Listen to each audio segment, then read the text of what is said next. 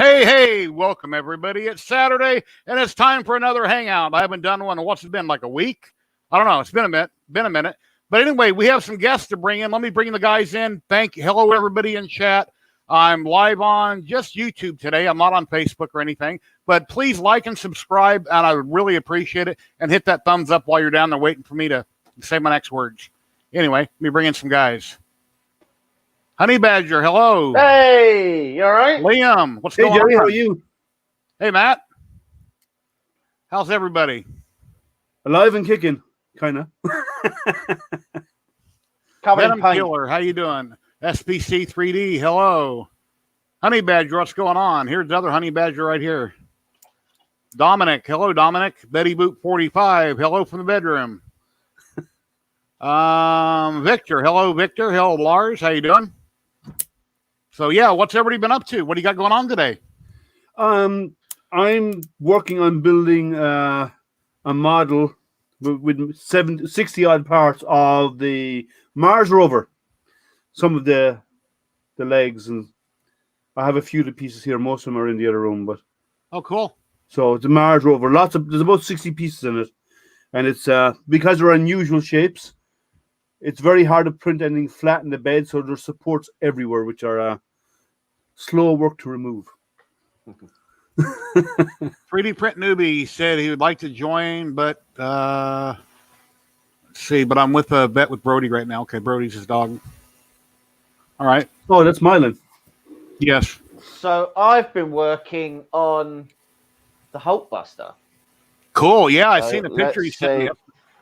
Let's see. Go ahead and tell me you printed. Go ahead and tell me you painted it in 2 hours like you usually do.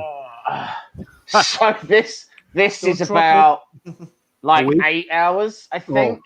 Wow. So it took a lot longer than mine normally do. Do you do much Do you do much masking on something like that when you go to the next color or it's close together? Oh, good Lord, no. No. I don't do any masking. No, No I've silly not got that putty? kind of patience. Nope, nothing. You just paint up close to it and touch it up with a brush? Pretty much. So, Okay. So all of that has to be painted chrome first, and then there's this Tamiya paint that goes on instead over the top of the chrome. So I do all the red first, or most of the red first, and then once I've done that, I've actually been painting. I've been painting on rub and buff. So normally you apply rub and buff with a cloth because you rub it on. Yeah. But I've actually been painting it on instead, and this is like a wax paint. Yeah. So as you paint it on, you dry brush it on, and it will pretty much cover anything. So you can touch up. Yeah. So you haven't got to worry about where you've overspilled on the red because you're able to sort of touch up and. Well, what about red? I mean, if you get another color on the red, you can't use rub and buff to touch it up. It's red. No, but the rub and buff wipes off. If you actually get a cloth, you can actually almost completely pull it off. So, I've never tried that. You're painting over your finished paint with rub and buff. You're spraying up to it, and if you got anything on it, then you wipe it off, and it's clean. Near enough, yeah. I've never tried that. Yeah, so it's as long as the rub and buff is still wet, then you can get the majority of it off, and then you can cover over it with the red glaze as well if you need to. The red glaze comes out quite shiny, so yeah. I used a matte lacquer over the top, which is what I did. Last time when I ruined it because I'd already done a gloss coat. So yeah. I didn't do a gloss coat. I just put this matte lacquer on it, and it just takes that shine off. It still has the metallic, still has the depth, still has the color, but it just takes a little bit of the shine off, and it makes it look 1,000 times better. So that's all PLA, or some of it resin, or no, all PLA. It's all done. So all of the Hulkbuster is done at a 0.16 layer height, and then all the base is done at a 0.2. You're printing for about 2 weeks based on how many printers I've seen behind you, right? Yeah, near enough. Yeah, about 3 weeks actually, because I had some fails and it broke 2 of my machines. So wow. my Sidewinder gave up the ghost, and my elf is down as well. So wow, that's beautiful. So yeah. So I definitely don't have anywhere to put it. So that's going to be a problem that I'm going to have to face up to. You got anything I need painted, then I'm going to send to you because I can't even draw a straight line. So Right. You're young, Liam. Practice. You'll get it. Just tinker around. Take your time. I don't know if I had the interest to get into the painting side of things. I can paint the wall if you want your house painted. I can help you there. Yeah. Yeah, even then, I try to paint straight. I come out with a circle.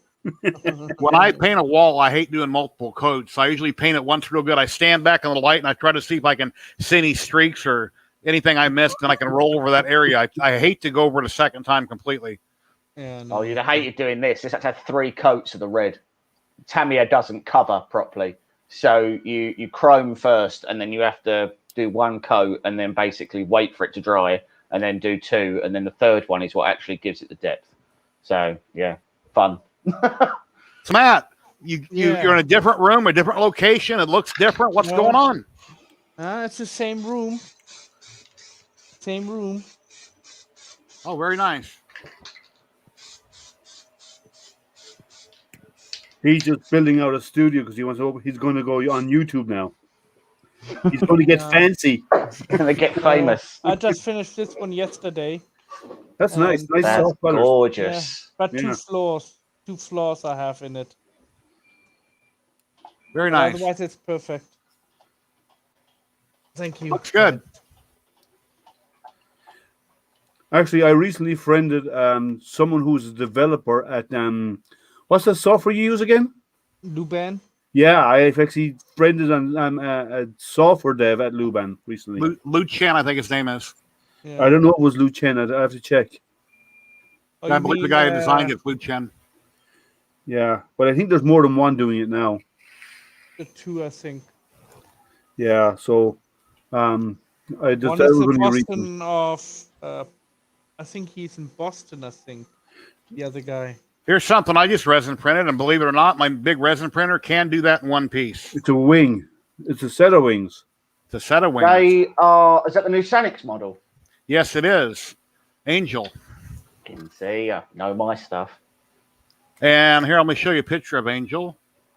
1 second, there's 2 foxes having sex outside my summer house. 1 second. Now, here's a worrying. I'll ask him when he comes out. Now, I wasn't going to join in. I was going to stop it. Well, I was going to ask, how did you know what it was? Oh, you always know. The foxes around here are shameful about it. Yeah, there's Angel right there I'm working on right now. Gorgeous model. I'm printing. I got the base just started. Right before we started, I had to go get the base sliced, but the rest of it's printed and drying right now. So, yeah, it's a beautiful model. That should be fun to paint, Jerry. Yeah. Will you actually get around doing it this time? Yeah. Hopefully I'll get around to doing it. I got like 8 or 9 of Sanix's models. There's probably 6 of them lined up waiting to be painted along with everything else. I'm giving Jerry a hard time because he always says he never gets time to paint his stuff. So he's lots of models and no painting. Yeah. So we have to give him a bit of crap over it. Well, that's why I've been live streaming as much lately, is that I've been tinkering with this or that, and it takes a lot of time to live stream. Oh, I know. And then I've been playing with an app program. Marcel over at Off-Road Access showed me an app program. You can use it free for 3 days, and after that, they charge you like $20 a year or something like that. And here's what I came up with. I'm trying to take some pictures, think of a different type of a logo to put. I wanted to cartoon me, and this looks more like a painting, but my wife was laying in bed the other day, and I walked up here and said, okay, take a couple pictures of me and crossed my arms. So I got that one, and then I got one here with flames. I like the next one. I like the best because it kind of reminds me of painting and all different really cool colors. And then that one there. And here's the last one. But I'm kind of leaning towards keeping this one. Or I'll redo it. It's a pretty cool app program though. So, yeah. Hey Kenny, how you doing? Betty's just outing you in the chat. Oh, yeah, you're in. He has loads of time. He doesn't do anything. I love the way she does that. Well, this morning I got up and I drove her car, I don't know, way out past the speedway where they have all the NASCAR races at. And I got on the highway, brought it back into Vegas, came around, went and smogged it because I had a dead battery a while back. And you got to drive your car like 100 to 150 miles. So they don't think you're resetting your computer you know, if you have a check engine light or something on by disconnecting the battery or resetting with a little doohickey. So I got a smog this morning, done that. And then I jumped on Droids and Coffee with Mr. Bedelli and Bagley.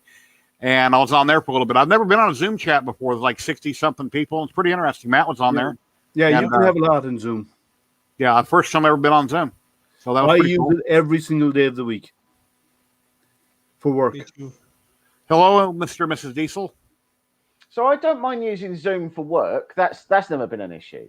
The issue I have with Zoom is the same that I have with almost all teleconferencing, which is that if you have multiple people taking part, there's only ever one conversation that can be had at any one time, and everyone has to contribute to that one single line of conversation. Whereas if there was 10 of us in a room, we wouldn't all sit in a big circle and just go around and take it in turns to talk. You'd all be having sort of separate conversations and things like that. It's fine for work when you're presenting and when you're there to achieve a specific task.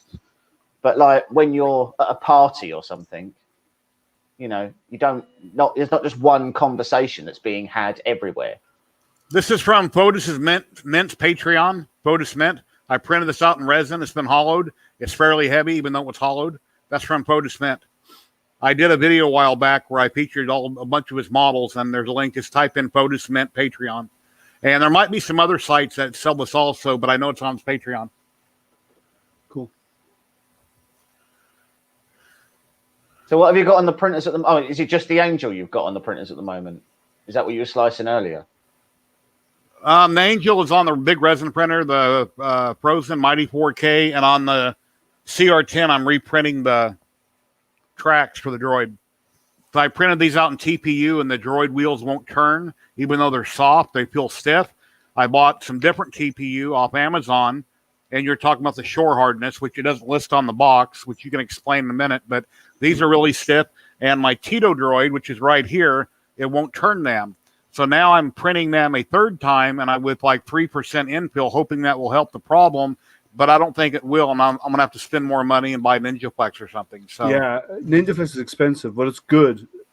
But it is the shore hardness is the reason why you don't have the flexibility. Yeah, I mean these are flexible, but to me they still feel hard, even though they're really flexible. Yeah, they're not spaghetti soft. They're not mushy like I'm thinking they should be. Yeah, 95A is kind of stiff for TPU. You need probably NinjaFlex at 85A is what you probably need. That's very, very soft in comparison to what you have. So the shore hardness, the higher the number, the harder the material. Is the way it works. Yeah, Mr. Bedelli had everybody in, or Mr. Bagley, I said it again, had everybody was on at once, and then he broke everybody up into rooms, wasn't it, Matt, for like 10 minutes or something. And then there was, I don't know how many people were in each room, and they chatted, and then he brought everybody back in together, and then I wound up leaving, so I had to get ready for this stream. So I'm not sure how long they had the Zoom chat for. Yeah, I do that all the time as well with my stuff for training. Well, I noticed up top, there's a bunch of little people, all the people are up top, and then there's a big window for each person talking. Now, I don't know if when I showed my stuff, if I was big on their screen, or because I could only see myself being little. If it was your turn and he made you the presenter, it would be primarily you. So I would have seen myself big. No, you would not. No. Okay. Well, you have the option, but you generally by default you don't. And then whoever he asks to present next, and you can also configure that whoever's talking. So if everyone else is quiet, whoever is the speaker is the primary person on the screen. Yeah, a yellow band kept popping up around each person talking, or if they're on the next page, you can see who was talking. Yeah, but if he made you the host or the presenter, then it would always be you. You'd be the primary, always up. We have Mr. Rocking Chair coming in right now. Dixon is here. Hey, Mr. Rocking Chair. Right. Can you zoom in? Can you zoom in on me? I'm rocking. There you go. Rocking hard. Oh man. Hey, I have a question for you guys. I have another camera plugged into my USB port on my laptop. All right. So if I go to my little camera here, let's see if it works. Will it show up? No, you go to my cam, the gear, the cog, mic, the cam mic cog, and then Okay, you hold on. check your camera. Yeah. Okay. And it says settings. Yeah, so you go to cam mic, you go to camera, and you have when you have select camera in settings. On the right hand side, you have The little camera, drop down. Oh yeah. Oh sure. So I can do it. Then that sets it up in Zoom. Got it. But now we're seeing you in Zoom, or now we're seeing your YouTube. Your camera, right? Yep. Yeah. Got it. Liam will send you a bill. It's hard to tell because it's so delayed up on my big screen. So all you gotta do is go back, and it should go back to the. Oh, there we go. You might find it a bit easier. I charge by the minute, so I'll send you the bill. So, Dixon, what have you been up to? What are you printing? What do you got going on today other than a rocking chair? I finished up my big job and that I had to make all the parts. All my printers were running, but that's pretty much it right now. The other thing is not related to 3D printing, but I had to put together a pellet grill, a tabletop pellet grill, and get that running. What's a pellet drill? It's a grill, smoker grill, but it runs on a pellet, like a pellet stove. Okay, I'm thinking hobby stuff. I'm stuck on one track here. Okay. Yeah. It's not related to 3D printing. Okay. But nothing really new as far as 3D printing. The last thing I think I showed this last time, I just 3D printed my phone and watch. Nice. Pencil holder. That turned out really, and that was done on that Delta. Yeah. The same way you were using, Jerry. Yeah, the little Delta FL Sun is an awesome little printer. It's perfect. I love it. The only thing it needs is a filament runout sensor. And when I get off tonight or tomorrow morning, I'm going to do a video on putting a filament runout sensor on it. It'll give me an excuse to do a video. But yeah, I love it. The print's great. Yeah, there you go. I got to watch that because as long as you don't have to. I mean, I don't want to make a big deal out of it if you have to go and change the Marlin firmware. I don't think you have to change any firmware, and I don't know if their firmware on that board is open source. So, from what I've read, I can just basically plug it in and it'll work. So I might have to rewire it, and I'll find out. Yeah, I know the power. I tested the power shut off, and that works good. You may have to activate it, Jerry, because normally they don't have those turned on unless it's been used. Yeah, so you may have to turn it on in the menu. There might be an option in the menu to enable it. Hey, Trevor, how you doing? Navari. If you'd like to pop in, Trevor, here's a link. If anybody would like to pop in, here's a link right here. I also installed another camera, or actually a microscope, onto my laptop. Now I can show you actually if I wanted to my microscope and whatever I put underneath, you guys can see it too. Nice. So what else? No laser work recently, Dixon? No. I just had to do a test run for a friend that called me, and he couldn't get his laser to work. So I said, send me the file. I will do a quick test run on a piece of cardboard, and it had something to do with he had to upgrade his laser, that Orchard or whatever they call them, Orchard. Tour, yeah. He had to upgrade the software and then it worked again. Oh, the firmware, okay. Yeah, so they're nice. The Orchard lasers are nice little lasers. They're diode lasers and they're not super powerful, but if you just want to burn the surface, they're good. And you can get them up to 5.5 watts. Yeah, they work good for engraving. I have a knockoff one I bought years ago, and that's what them signs are up there. They work very good. A pulse width modulation. Yeah, the two that I did up there, signs. And they run on GRBL boards. Yep, Gerbil. Yep, and I just downloaded. A guy had some software. I tried T2 laser. I bought that, but that laser Gerbil works so much better, I think. Yeah. Yeah, the K40, it comes with one of the hoses for the water pump, and it's really a soft rubber. And I went and bought more hose at Lowe's, which is much stiffer, so I could route it where I needed to route it to down on my bucket on the floor. And I went and bought a while back in December, whenever it was, I bought a little deal to put on the top. It's got a wheel in it and a temperature sensor. And I don't have the temperature sensor hooked up, but I want to see the wheel turning to make sure water's flowing. Yeah. And I started using it a few days ago, and I noticed it wasn't turning. And I kept messing with the hose, checking the bucket, checking this, checking that. And what's happening, that soft, flexible hose where it runs into the back of the case is being pinched around the metal and stopping the flow. So I need to change that hose out completely. And then one of the hose clamp, put a hose clamp in the bucket so the pitting wouldn't blow off. And over the last month or so with that water, distilled water, it's really rusty. That clamp is rusty. A lot of tiny little particles. But I really don't think it's going to hurt the laser. If it gets in the tube, it should flush. Well, I wouldn't because that's conductive. Okay. And because that's iron ferrite, right? That's conductive. And that could cause stuff to short out in your tube and blow your tube. Okay, so change it out and don't use it. Change it out to a metal clamp if you're going to do anything. Use or not a metal one, use a plastic one, and like 3D print something or whatever, and then flush out your whole tube and dump that water and put in new water. Flush it all out. Yeah. Okay, I'll dump that. I'll flush. I'll take off the clamp, get rid of it, and I'll flush it with tap water just to get it all out, and then I'll put distilled water back in the bucket. That way I'm not dumping all my distilled water. Yeah. But you'd have to flush it because that's basically metal particles. Yeah. Metal particles floating in the water. That'll cause something to short out, and there's a lot of voltage going through that tube. Yeah. Yeah, I wouldn't take the chance. Unless you use a magnet maybe to filter it You would out. never get rust out with a magnet. Hey, TK, how you doing? If you'd like to hop in, TK, there's a link right above you there somewhere. Yeah, you need to have an industrial electromagnet to be able to do that, and it still wouldn't be that good. Yeah. That's like they say you're supposed to use distilled water. I use regular water. My tube is 20 years old. I use distilled. What I bought, it's cheap, right? Distilled is very cheap. Come on, you'd get a gallon of it for what, $2, right? In Meijer or so, your local grocery stores.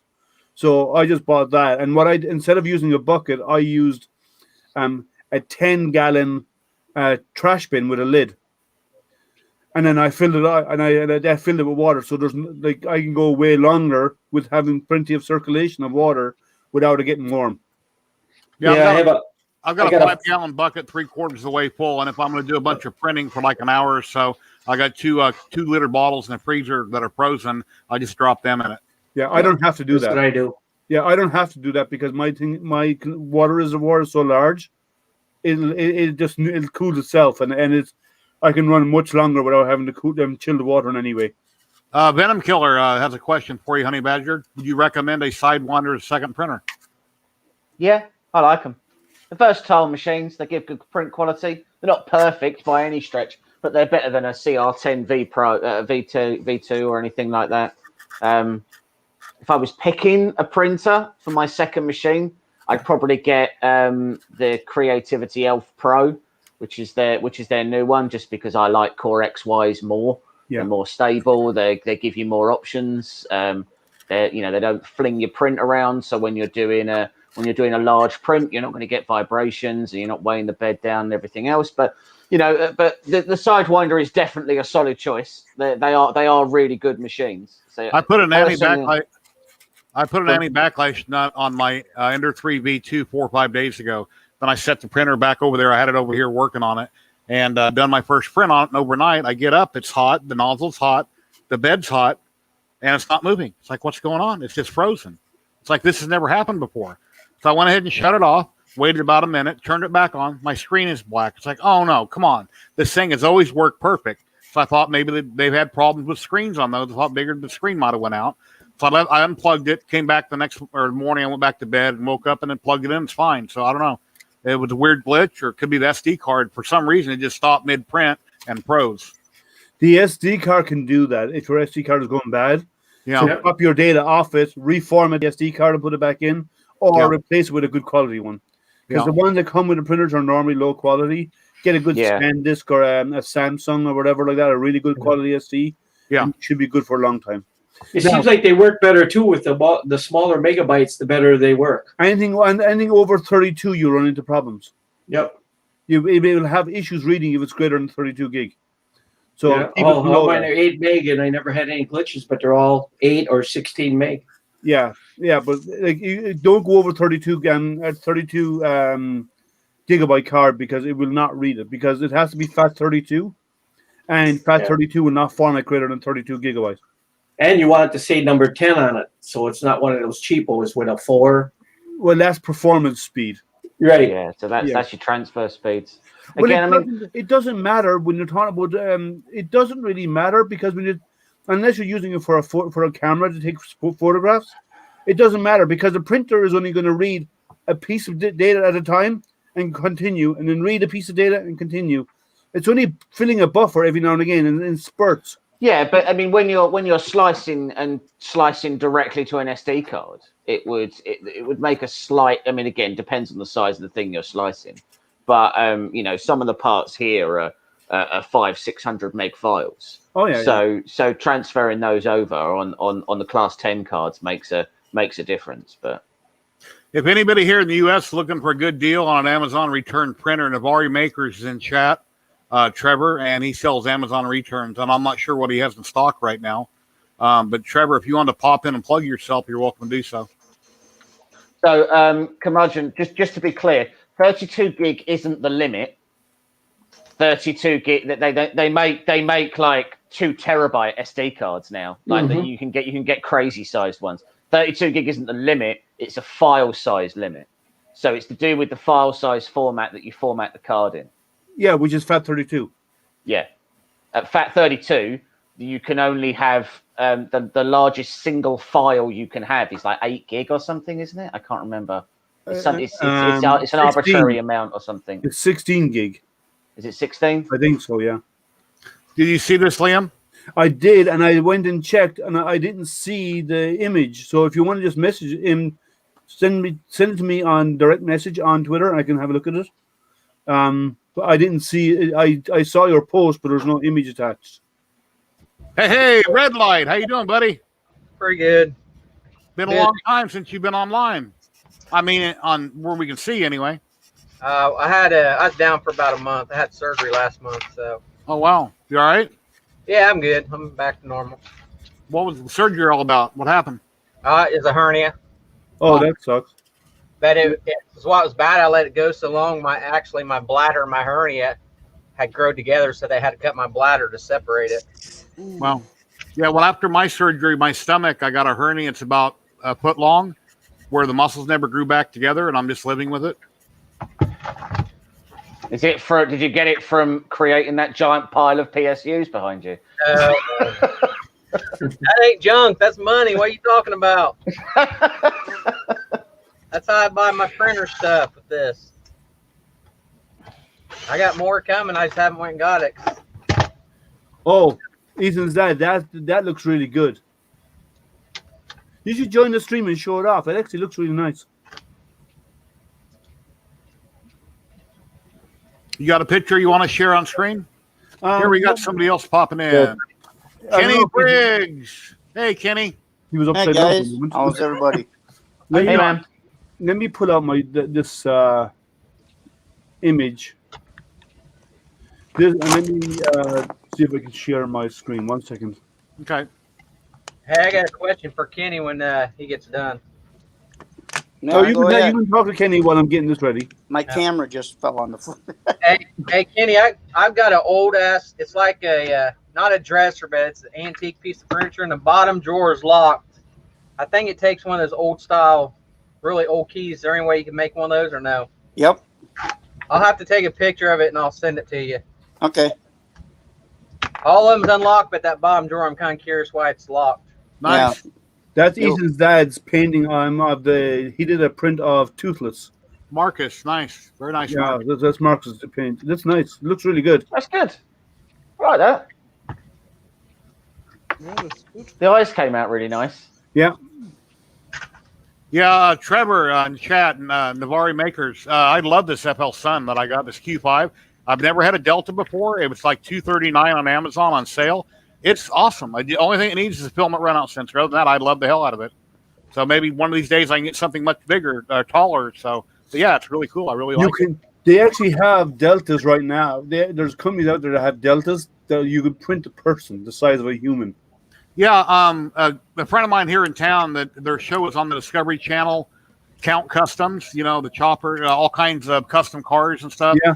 He does all the rubbing and buffing. I done a video with him a while back, and they have a full size printer. It's red. I can't think of the brand name. I mentioned it a few days ago. I can't think what the brand name was on it. It's the same one I'm thinking of. It's giant. It's probably about 15, 20 feet tall. It's big. Yeah. It's going to be on their upcoming episodes on Discovery Channel. Yeah, but you can actually print something the size of a person in there. They're massive. That's something, Jerry. Y'all see the one that CME Machines has. They bring the Murph usually every year. Okay. That's huge. There was a Chinese company that was posting an SLA printer, and they'd done a full size. I mean, a full size Chinese guy, obviously. So like 5'4", I think he was, but like not full size, but a full size for him. And he's really proudly standing next to it. But unfortunately, he's also a relatively fat man. So they've done this sort of really detailed model, and then in the middle there's just this big belly that he's standing there, this big belly like hanging out the front. And I was like, oh no, you're going to pick one of the thin people to scan. Actually, to a lot of people, to a lot of Asian cultures, and especially the Chinese, they have a thing. What's it called again? They call it. It's a sign of money when you are big. It's often a sign. It used to be. I don't know if it is anymore, but it used to be a sign that someone has money when they're able to eat so well that they can be so big. Kenny, what you been up to? What's going on? You're full screen, Kenny. You have to talk now. Well, I've been working on.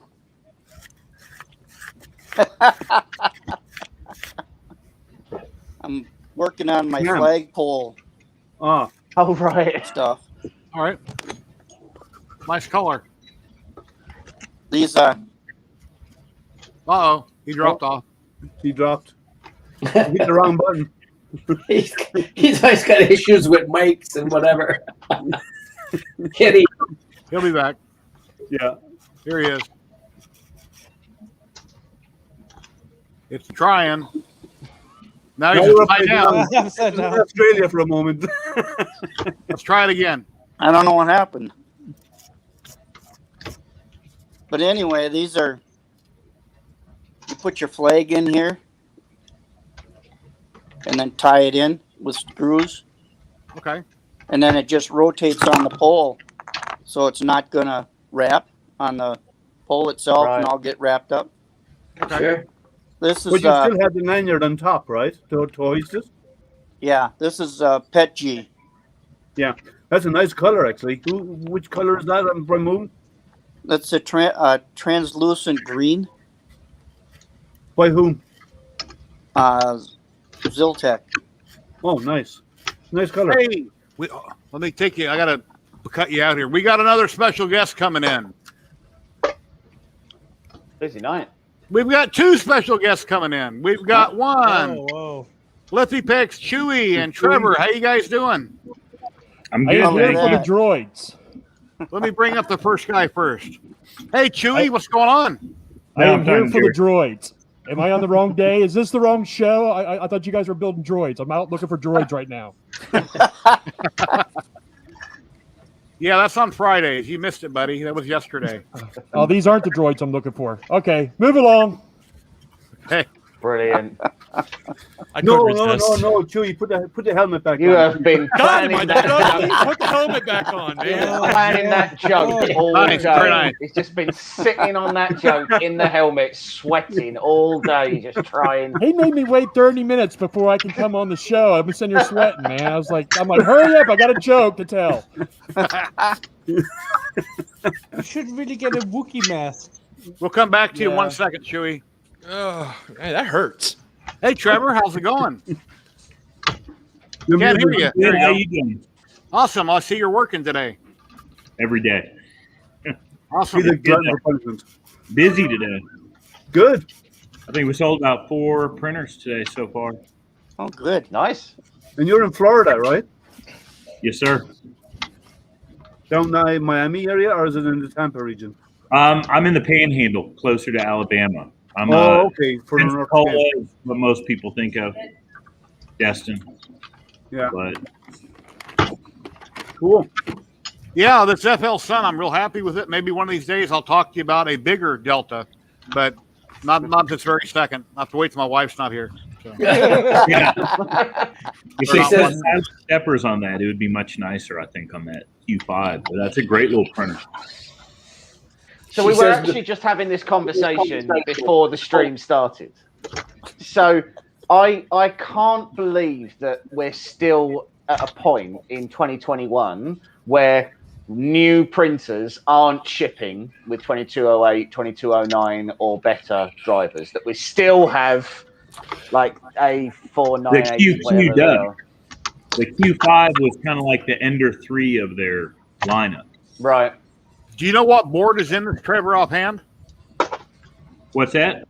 You know what board is in my machine offhand? You have a Robin. Robin? Or the Robin Pro? Yeah. Is the software Now, open, if you ever need software help, open source? I have their engineer on my Skype, and he replies to me within minutes. I have a QQ I just fixed for a customer 2 days ago, and her extruder broke, and I put a Crowley extruder on it. But see, yours is geared differently because it's a dual gear. Yeah. So it was flipping it out reverse, and I couldn't find a good copy of their firmware to reverse it. So You just reverse the two wires. sent me- The wires. Yeah, but see, this isn't running Marlin. It's a different version of Marlin. So you can't even run like an M503. You have to run M205 to get a readout of the parameters. Everything's different. Yeah, but if the extruder's going the wrong way, the two center wires, that's what the positive and negative are. So if you flip them around, it will actually reverse the driver. It's good. Yeah, but that's old school. Why not just do it in firmware? I mean, he sent me a copy of firmware. I edited it, reloaded it, and reversed, Plus, I already had to calibrate the E-steps because it was set super high for a dual gear. And versus thermal a runaway Crowley. should be enabled on this printer also, hopefully. Thermal runaway should be enabled on the FL Sun, hopefully. I haven't checked it, but it should be. Yeah, they have it enabled on all their stuff. Okay. Yeah. They're good printers, and they have good support. Yeah, Sam, I'm not sure what you're talking about, the price. It's price. Repost your comment, please. I think he's wondering about a price on something. They're not very expensive, but for a small Delta, they're not very expensive. How many Let's go people for can about, I I put in think, here? 250. Yeah. How many people can I put in here at once? 10? 10 at max, I think. 10? Okay.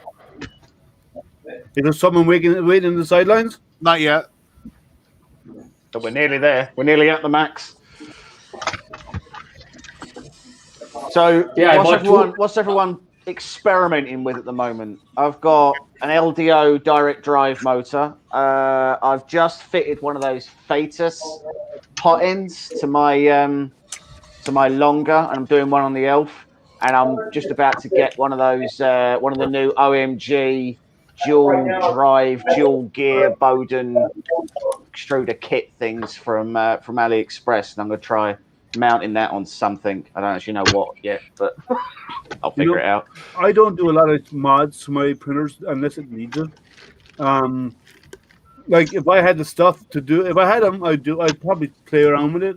I know what to do. Like I know firmware and stuff, but I generally don't do an awful lot because I might tweak firmware to get features that I want, like S curve and all this kind of stuff enabled. But besides that, I don't do a lot. I don't see. My printers print fine Matt. as is. Matt. Yeah. You slept. Matt doesn't sleep. No. Matt never sleeps. He's always awake. Sleeps for the week. Yeah, Sam Prentice running about the price on the TMC drivers. So I appreciate that yes, when you get to things like when you're talking about the price of an Ender or maybe a longer, but bear in mind both of those come with silent stepper drivers anyway. But when you're talking about something like the new Flash Forge Guider, that's like a 4K machine. You're telling me they can't spend the extra 75 cents on I agree. four sets of TMC drivers? Like, come on. Do you know what I mean? It's just not necessary. If you pay more than $300 for a printer, it should come silent. Yeah, absolutely. Yeah. Cool. Red leader, go. Changing sides. So Yeah, you guys go want to on, man. see what the my latest one is that I just finished?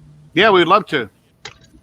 So my first video for as far as like tutorial wise for my YouTube channel that I've created is actually going to be releasing hopefully early next week. I got some people coming in from town and I'm like this close to getting it done.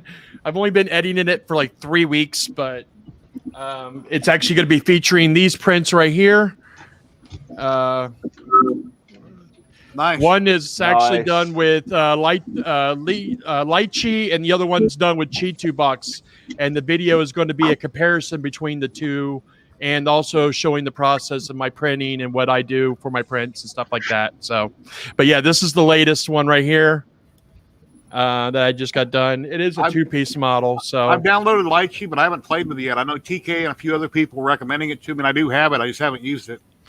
well, and that's what the video that I'm going to be releasing for is me doing both of these, one in Chi2 Box, one in Lychee, and then doing the comparison between the two. And in all honesty, I give my honest opinion on it. Lychee is great when you want to do custom supports, or if you need custom supports, because you can literally move around all the supports. You can put supports in, little mini branch supports off. It's great for like high detailed models that for resin printing. But when it comes to, it's funny because in the video you'll find that the Chi2 Box version, which is this one right here, it actually had very little supports on it. This one was loaded with supports, and they came out almost identical. Mhm. So, yeah, so there wasn't really much of a difference, even having all that support that it says you're supposed to. But Just more cleanup. yeah, just well, in all honesty, it really wasn't that much. How about a cleanup, 'cause when Chi2 you- Box? Is I anybody actually here? showed me taking the supports off the prints, off both of them, and they just peel right off with my hands Yeah. with the settings that I use. So So just take them off. You take them off before you cure it. But yes, yeah. I take them off before I even clean them. I take Yeah. them off straight out of the printer. I go from printer to remove supports, then go to the cleaning process. Yes, that's what I do. It's a little bit more messier, but the gloves that I wear have a textured palm to them. So when I rub my hands over the model where the nubs are, it takes the nubs off wet real easily, and I don't even have to sand. You rub your hand over the nubs. Okay. Yeah. I've been doing that since high school. I lettered back in high school, back on the backstroke. Okay. So, but yeah. Trevor, where'd he go? Okay. All right, we lost Trevor.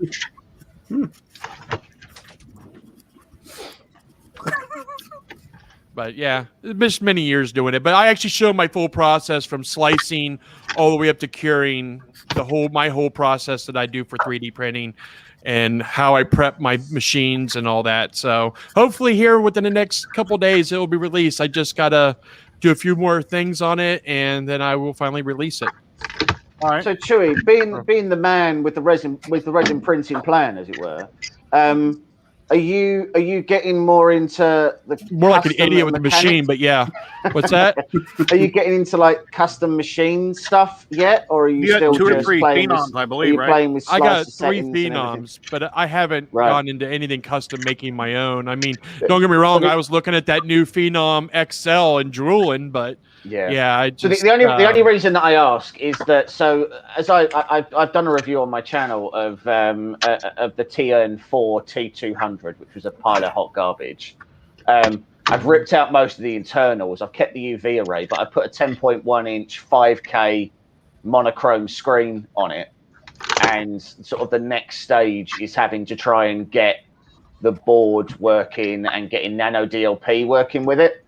And it's just not something that I'm well versed in enough to sort of dive in and not immediately smash everything.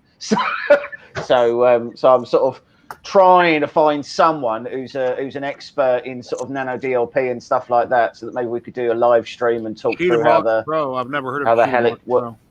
yeah, that's a little bit outside my pay grade as of right now. I'll get there, but yeah, I haven't really studied up. I've literally just been working with nothing but the phenoms and anything like that, and I haven't got into any of the coding for systems yet and stuff. But I mean, doesn't mean I won't. It just means I haven't. I've just been focusing on. Honestly, I've been really focusing on video editing again. I miss doing it, and I'm really enjoying it. Mars Rover. What do you got there? That's the base of the new 2020 Mars Rover. Nice. Nice. That just Cool. landed.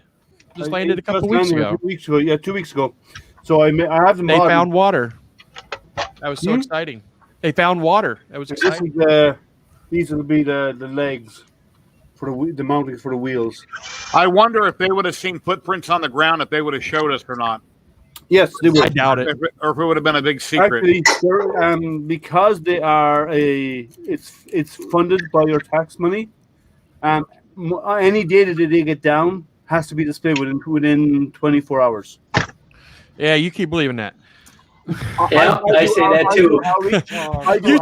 You tell me that there's absolute life of other creatures on other planets, and they haven't found anything yet. If they find it, they're going to let people know. People are just too dumb and panicky to ever be told the truth about anything. Well, that's why there's a lot of stuff in North Las Vegas in the mountains that if you even get remotely close to it, you've got an M16 shoved up your asshole.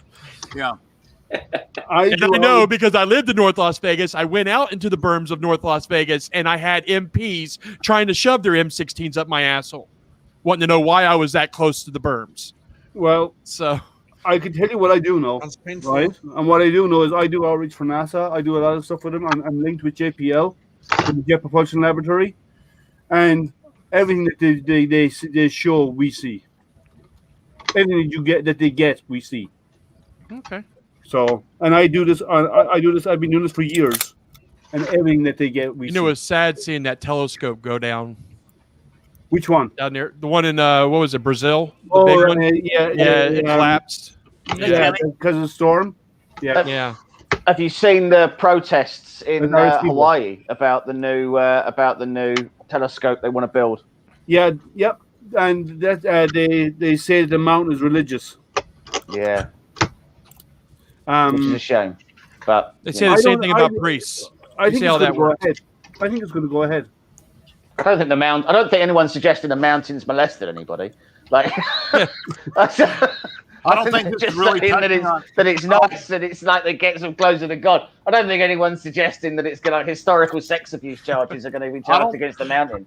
I don't think this is touching on what happens in the mountain stays in the mountain. They say that no country on Earth can claim a planet. Somebody can't go to the moon or wherever and say, "Well, this is ours." No, you got to pay us. No, it's international treaties. Yeah. The same with the cowboys and Indians back in the day in America. If we were to go to Mars and there's a colony of aliens living there and we want to colonize it, guess what we're going to do? The same thing that all humans do. They kill and take. So that's exactly, there'd be another war. That's exactly what would happen. I've been here for 60 years and they haven't found nothing, and they're still looking, and they're saying that they're going to find something because otherwise they don't get their money. They're looking Come on, this is coming from a guy whose last name is Hoffman. Yeah. I mean, they still haven't found your great uncle yet, man. Yeah. That's Hoffman. Yeah. Oh, Hoffa. That's right. This is why I'm wearing the dunce hat. You know, you ain't finding no water nowhere. You can tell I thought the end was silent. Not finding water. You know, I thought the end was silent. That's all. No, Jimmy. That's Jimmy. Actually, that's the M and the end was silent. Yeah, that's here in Michigan. So I'm gonna just sit here in the corner and shut up now. I got a question for Liam since he's into this. Okay. Does any of them well, I don't want to get into politics. Does any of them telescope ever take a colored image? No. Or is it's black and white? People don't know that, and they color it. When it comes back here, they color it. Yeah. Well, what happens is the telescope can actually see color, right? The reason why they do and what's on and the rover on Mars does have color cameras, so it actually can take natural color images, right? The new one can, but on a telescope, no. And the reason why is a color camera. There's a CCD chip, and on the CCD chip, there's little buckets, little sensors, and they're RGB and L, red, green, blue, and luminance, right? Yep. So for every color camera, you only one out of every about 30% of them sees green, about 20 or 30, about 40% of them sees red. That's how sensitive the chip is. On a black and white camera, the whole thing sees one color. And by putting a filter over it, and only allowing the red light in, then putting a filter doing the green, then doing the blue, you actually get more data on a black and white one, and only by filtering and only allow certain wavelengths of light to hit the chip. And then we can actually, based on the intensity and so on, we reapply the colors afterwards because we know how much light was collected. So that's how it works. And that's the reason why, because a black and white camera is more sensitive than a color camera. I was actually watching the video footage from Mars when they did the 4K shot, and they were actually showing it in color for the first time. Yeah, that was cool. I was watching that. That was really that was beautiful. I thought that was really. And I know they found clay, which had water molecules in it, so they know that there was water on Mars. Yeah, that proved what they were hoping, because they're where they landed in that crater. What did you say? Where water used to flow. What did you say about water? They found clay. They found clay. They did not find water. No, they found clay. They found evidence that water used to be there.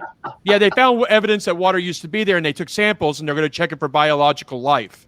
Because they'll be able to check. Because they said if there was water, then there could have been there had been life on Mars. If there was water for the last 60 years, that's what I've been hearing. Well, there is water on Mars. There's no, and the reason why I can prove that, okay, it's got polar ice caps. That's water.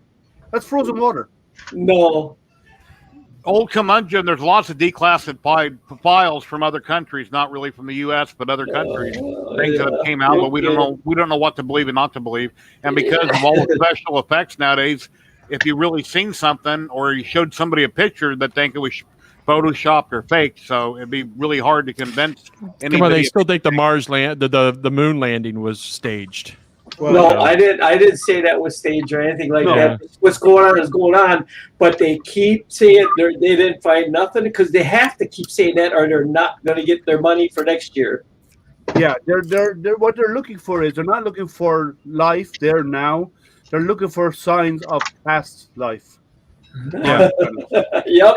Keep looking. Yeah, that's the goal. We're looking for 100,000 years. Yeah. Well, what they're trying to figure out is if the planet had water at one time, that means it had a sustainable atmosphere, to where they could recolonize it again. You know, because I mean, they could bring water back. No. Could we live? Could we live on Mars and actually and bring stuff there? Yes, we could. In a dome or in buildings, right? Sealed buildings. Yes, we could. Could we possibly generate our own water on the planet, like from ices under the ground? Possibly. That's what we're trying to find out. Could we actually bring back an atmosphere on Mars? No, because it doesn't have the magnetism to hold one, and it's lost, and its core is dead. So we can actually never create an atmosphere on Mars, but we could create inhabitable areas where we could have people living on the planet. I'm not saying in our lifetimes we'll never see it, but Mars is just going to be a stepping stone to go further out. That's all it is. Yeah, that's the goal. Here's some things I printed lately that came off of bangs.com. They were coming off the Delta, were they? Yeah. Nice. Yeah, they printed perfect on the Delta. There's not a problem at all on them. Nice. And then I ran out of filament on this one, but I eventually went ahead and printed the top half, glued it on. Now this one will get painted because obviously it's not blended like these are with multiple colors. So this will get sanded down and it'll get painted. I'll fill the gap and sand the gap, and then I'll paint this one. That looks good. Now, did anybody else see that Uncle Jesse video where he actually mixed baby powder with resin to make a sealable? Has anybody tried that? Because I mean, I haven't tried it yet, but I mean, has anybody else used it? Or he makes what? What? Explain that again. He makes a real thick paste with the baby powder and resin, and I could see how that would work awesome because I used to do the same thing with epoxies. Color years ago, I used to take a PLA, color it with epoxies, and it was as smooth as glass. This is basically doing the same thing that you would normally use Bondo for, but the beauty of it is Bondo dries up if you don't get it sealed right and everything else. With resin, you wouldn't have that because it would never solidify until you exposed it to UV. So it's something that would actually last a lot longer. You know, it wouldn't dry up. I wouldn't mind doing it, coating something, and then. God, that's awesome, Jerry. I got more painting to do on it. But I was thinking about using it for my holes my drain holes. You know, I thought about going that route with drain holes. I printed this on the FL Sun too. I mean, functional print. I love this thing. The Bondo is so much cheaper. I used to use Bondo it is years ago on PLA. But if you want something Clear really resin, nice. I've used resin to smoothen the print. You paint it on with a paintbrush. Yep, I used to use Z-epoxy. I used to use Z-epoxy and 2-part 30-minute epoxy. There's a perfect example of a lot of times why you don't have to coat anything. Look at Jerry's prints with that Delta, how smooth they are. Yeah. Yeah. So A lot of people here's something. So I saw the sand Uncle this. Jesse thing. They say, well, I can see layer lines. What did you do about layer lines, Jerry? There is no layer lines. There's nothing wrong with this model. It's perfect. It looks perfect. So I'm sure if I took a picture of it and I zoomed in on it. What was the layer height that you printed that on? 0.20. Really? Yeah. Any kind of a base, I always print at 0.20. If it's a figurine or something, I do it at 0.12. And if I have really tiny definition on small fingers, which are faced up on FDM, then they're 0.10. But typically, all figurines are 0.12 and all bases are 0.20. So you run in a four nozzle? Yes. Okay. This Delta I got for $239. I opened it up, I leveled it, and wham, prints perfect just like that. Now, have you thought about dropping down to a 3 nozzle and trying to go more higher detail with FDM? I've never went to anything below a 4, Yeah. but with quality like this, why would I want to? It looks fine. Yeah, you don't have to. I never printed ever anything besides the 0.2, and the stuff is like glass all the way around. Yeah. There's no reason to change any nozzles. The only thing I could benefit with a nozzle, and then I have to do all kinds of calculations, is use a big nozzle to get my production parts for machines done quicker. But it's not worth it to me. It's turn them on and let them run through the night. The whole butter there is all done at like 0.16, still on a 0.4 nozzle. And I mean, I would say over the majority of that model, you can't see layer lines on it for the most part. So I did see the Uncle Jesse thing where he was like pouring the resin on to get the glass smooth finish. Yeah, he did that. It did feel a bit sort of a hammer to put a nail in, like it's sort of using 20 quid's worth of resin to smooth a 15 quid sort of FDM print. It seems like if you're going to do that, why not? I mean, okay, maybe you've not got a big, if you've not got a big enough printer to print it in resin, I appreciate there's a reason why. About that. I think what it is he's just teaching people that, all right, if you don't have a resin printer, and a lot of people, I mean, a lot of the forums that I see is a lot of people asking, how do I get rid of the layer lines? How do I get rid of the layer lines? How do I smooth my prints? Tune in your printer. My rule is if you see layer lines, your printer's not tuned in. Yeah. But surely there's got to be a product that you could pour on your print that's cheaper than resin that would get the same results. Sure. I mean, just pour PVA glue. You use such a small amount of resin. If you already own a resin printer, you throw away support. You're not using that much resin. Not really. Yeah. Because it runs on like water, and then you cure it that quick. I'm looking for the link right now, TK. I can't see what anybody's doing. I've got another screen open. Gary, did you print that with supports? No, it's supportless. Oh, well, I printed mine with supports on the Prusa. Okay, yeah, it's supportless, and I done it in resin supportless also. Nice. And that's why I printed it so small in resin. I didn't know if it would print supportless. It's solid, but I printed it supportless. I'll go grab the one I printed. I'll be back. I gotta go in the house. All right. What were you going to ask, Matt? Here's the link, TK, right here. To transform with oh wow, why is that so long? Stuff for fungus. Say that again. Couldn't you terraform Mars with like a fungus or like moss? Nope. No, it can't. It literally can't hold an atmosphere in. So. Well, it can't hold the atmosphere because the core of the planet is pretty much dead. It's gone cold, almost, and because of that, it doesn't create an electromagnetic field around the planet like Earth's magnetic field. It's not as strong enough to hold an atmosphere, because what will happen is, even if you did create one, and you could probably create one, to maintain it would be very hard, because the solar wind would actually erode the atmosphere and blow it away into space. So it'd be very hard to maintain. So because if it had an active a magnetic core, you may, but it doesn't. What in the hell is that? What is this? I didn't type that. PRVM. Was that an extension of this one? Must have been, yeah. I think it was like a little bit of spillover. That's weird. So that's all. That's most of the support's taken off. at last. What slicer are you weird using for angles. that? So, Are you doing that in Idea Maker? No, this was actually done in Cura. Oh, okay. Could you not have used tree supports for it, or is it too flat? There's some parts inside here that you couldn't use tree support on the inside. Right, fair play. Yeah. So and it was easy enough to remove them. Like I did good. I do pretty well with support, but some of them can be a pain. Did that link work for you, TK, after you copied it and added the other letters to it? So I'm hoping to get this finished in the next. I'm hoping to finish the printing of all the parts tomorrow. There's 60 parts to it, so. Then you're gonna paint it? I probably will. I'll probably do a very quick light coating of a filler primer. Very, very little. I love The Expanse. Awesome show. And just to make sure they get it all even, because otherwise, like I did only 7% infill, so you can actually see the infill through it. So I might give it the light coating of the primer will seal that. Sure. And then I'll airbrush it. I'll just it's all white, mostly white. So I'll airbrush it all white then when I'm done. H Colorado that won the filament yesterday. If you're watching, I sent you an email and I PM'd you. Please reply to me and let me know what kind of a PLA and color you want me to send you from ZYLTECH, and they'll get it shipped out Monday.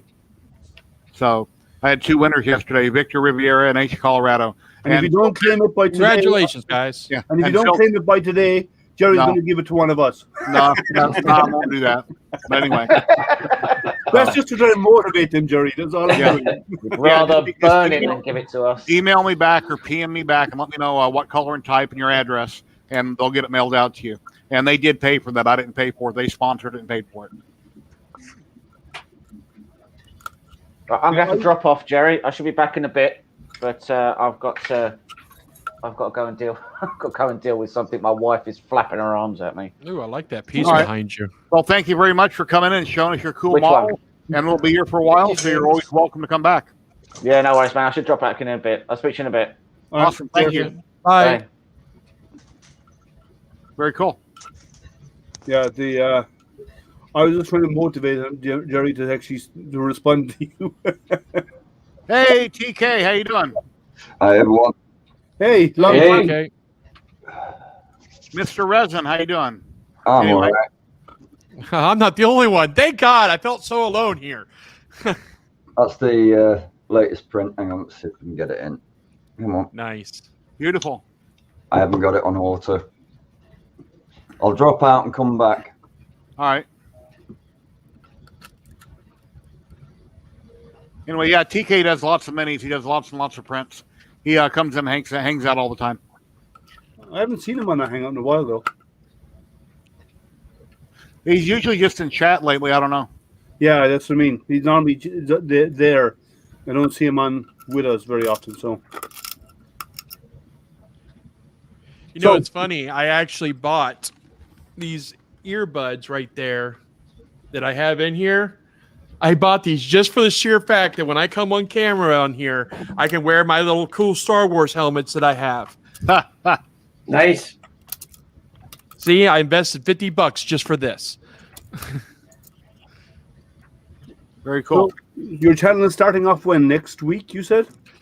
It was supposed to be last week, but I just can't stop editing and adding more crap to this video because I don't know. I'm having fun with it. So I was hoping to get done this weekend, but I got a surprise. Hey, I'm coming into town. So we're having a party tonight. So it's like, well, it looks like I'm not getting that done. So hopefully like Monday I can get it out. Sunday night, Monday. I'll probably release it on like 8 o'clock the next day or whatever. But yeah, definitely. So Non-fam, hello. If you'd like to pop in, non-fam, I know it's been a long time. You're welcome to pop in, hang out. I think when non-fan pops in, it's going to be a bit like when we see Zolan. You know, when I see Zolan as the man rather than the character, it looks really weird. I'm so used to seeing the character than the person.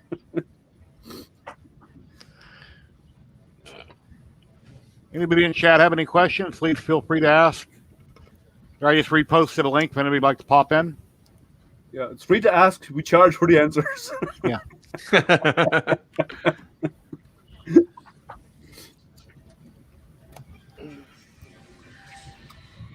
Yeah, Red Light went in the house to get a model. I guess his wife had him doing something, got him busy. Yeah, I had some honeydew stuff to do as well today, but I have more. That's the price of marriage. Well, for the first time, she asked me to print something. She'd never asked me to print something before. I usually see my wife once or twice a day. That's it. When she says you use something for you to print, that means I can't do it with the printer I got to buy another one. Yeah. Well, that would be a good excuse to get a Delta. I can say, I need to have a Delta printer to do what you're asking. Can I go buy one? Yeah, there you go. I should remember that next time. And if you guys heard earlier that live in the U.S., the stimulus passed. Oh. It's only not everyone's getting it anyway. I seen a live stream with Biden a while ago, and he said it's passed. Oh, he did. Yeah. He finally signed it because he was going to refuse to sign it unless the rich got it too. Yeah, he went live a while ago on Facebook, right, like an hour before my stream. Darn it! Now my dollar's only worth 20 cents. Son of a gun. You know what that means? More printers. Hey Gary, how you doing? It just means the price of all the printers just went up. Thanks. It'll help pay for my son's school is what it's going to do. That's where it goes if I get it. If I get it. Shit, I worked 3 jobs to put myself through college. Oh, no, I'm talking about high school. Oh, okay. That's crazy. I can't click on that. I remember searching the couches at frat parties to try to find all the loose change so I could buy myself 99-cent Wendy's chili when I was in school, when I was in college. In Ireland, the staple in Ireland is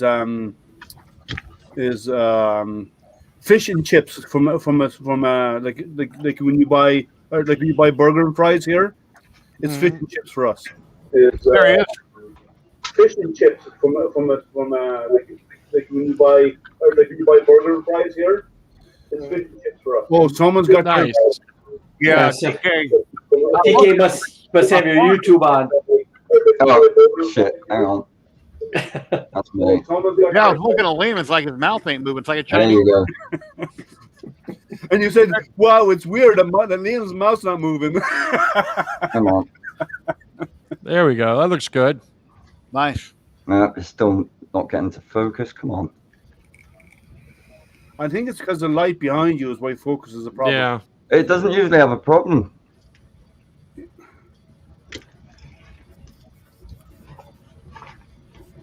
I agree with you, Carl.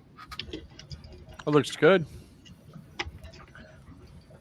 Nice One print. of the latest models from Archvillain on their Patreon. They've done a whole series on like rat creatures.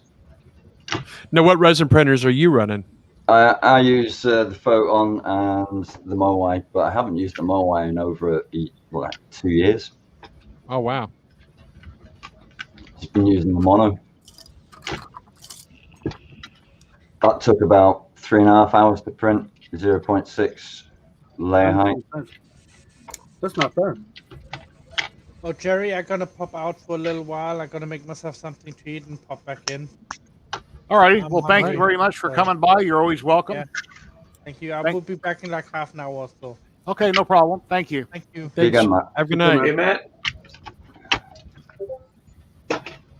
But the I've Yeah. one pile of tiny pieces to print for this thing. It's ridiculous. Does anyone like hot chilies, by the way? Oh yes, I grow them all the time. I grow them in the summer. Oh, red light's back. Cool. Hey, here's the one I printed, Jerry. Okay, 1 second. 1 second. Oh, Cool. Nice. I got some of it on my thumb. I had pins and needles in my thumb for about an hour. Wow.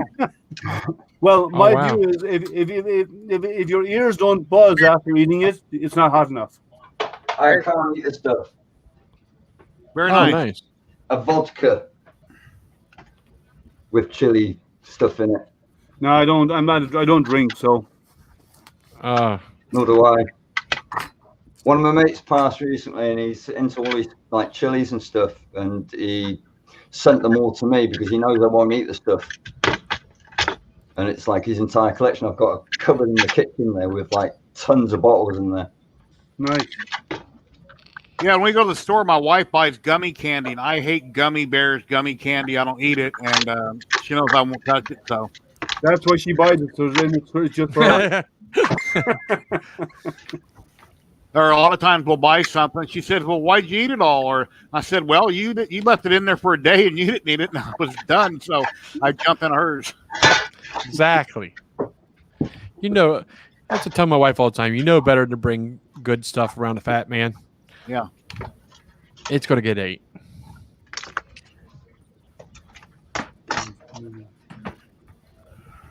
And there's this one. Actually, if you want to get your chilies spicier, right? If you're growing it, wrong one. No, wrong one. How'd I get that wrong? Yeah. We're all human. Satan's blood. What type of chili is it though? Hang on a minute. What's its number? Is that a liquid? Yeah. Can you stick your finger in and put it in your mouth? The video will go viral. No. I'll use it for the thumbnail. It's him going red like this. It'll start so it'll rise like a lion. Yeah. You know, I always wanted to do a YouTube channel with challenge with some people. Have them all eat the Carolina Reaper pepper, and the last one to touch something to drink wins $100. I think that'd be a fun challenge. I mean, I wouldn't do it. I like things with a slight bite, but not hot. And then if it's hot, I gotta have milk. Yeah, in India, some of the restaurants, because I've been there, and some of the restaurants you go to, they do a chili test. So they bring out a board with chilies numbered 1 to 10, and you try them, you eat them raw, and wherever there's a max, they step back one, and that's how they prepare your meal for you. Huh. Yeah, I'm good. There's ketchups that light me on fire. Like I have no palate for like spicy at all. If it's, as I said, my wife can drink that shit, but me, I can't. I jalapenos are too hot for me. I've got a vodka with 2 jalapenos floating in it. But unless the seed is broken and exposed, it doesn't. I think they've been crushed, but there's 2 of them floating in it. Then the seed has actually been exposed. That's good. You need to have the seed exposed. When I make guacamole, I'll either put cilantro or jalapenos in it. And if I put jalapenos, I take out the seeds and chop up the pepper real fine. But I don't. The seeds go away. I can't even eat garlic because it'll poison me. Oh God, I love garlic. Yeah. We buy a big jar of minced garlic, and I put it in everything we eat. And when I roast them on the grill, I whack off the very top, put olive oil on it, in a piece of tin foil, and I roast it on the grill. You just squeeze each bulb out, and each one's a bite. I love them. If someone's like cooking with it, and it's in the air, it's like mustard gas. I can't breathe with it. Oh, you're allergic to it then? Oh yeah, badly. You're born in. I'm allergic to onions, so don't feel bad. That's part vampire. I can eat onions. Huh? Yeah, I can't have onions. I get sicker than a dog. Like I am allergic to onions, and it sucks. I like onions. Yeah. I didn't get allergic till I was in my 20s. And then just like, I cannot have any onions. Yeah, you can become allergic to stuff over time.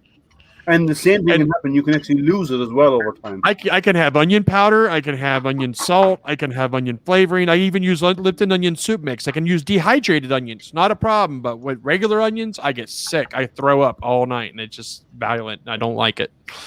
So I try not to eat it. I love German chocolate cake, but my wife, well, I take it back. It doesn't have coconut on it. But anyway, she's allergic to coconut. So, okay, yeah. Start buying coconut everything? Yeah. Almond Joy. Stick it right next to her gummies. Yeah. Put it in the same cabinet as the gummies.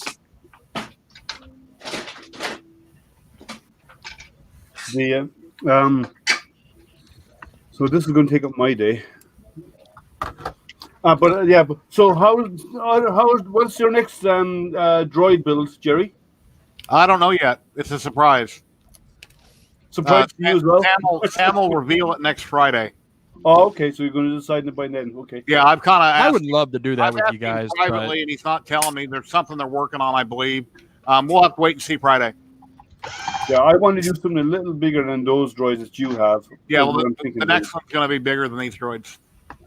Yeah, because that's what I want to do. Because I decided I wanted something I can use for outreach.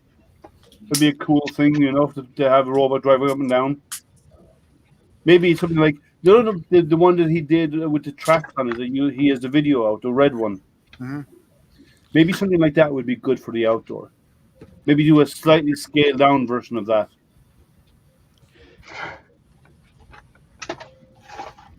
I would love to get into the droid print thing, but my wife would kill me if I had to start buying motors and servos and controllers and everything else. She would kill me if I spent any more money on this hobby. Your wife has how many pairs of shoes in the closet and purses? I know, right? For me, it would be a one-off thing, you know, to build one robot. And that's all I want to do is do a one-off. For this one. One each. Yeah, that's what I want to do is a one-off for this for the astronomy events. It'd be a cool, or if I do stuff with like if I do NASA stuff and I go to a school. Here you go. Marcus has the answer for you right there. Stimulus check for droids. Oh, there you go. There you go, Marcus. you have kids, Chewy? Myself, no. I got no cribbage of my own, but my wife has 4, and I claim them as my own. So yeah. Wow. I have You got a 4. big- But they're all grown. They're all grown. Oh. The youngest one just graduated. She's in college. Okay. She's doing awesome. All right. So yeah, I really don't. I have grandkids. Yeah. Is what I've got, but they live, 3 hours away, so I really don't have to deal with them either.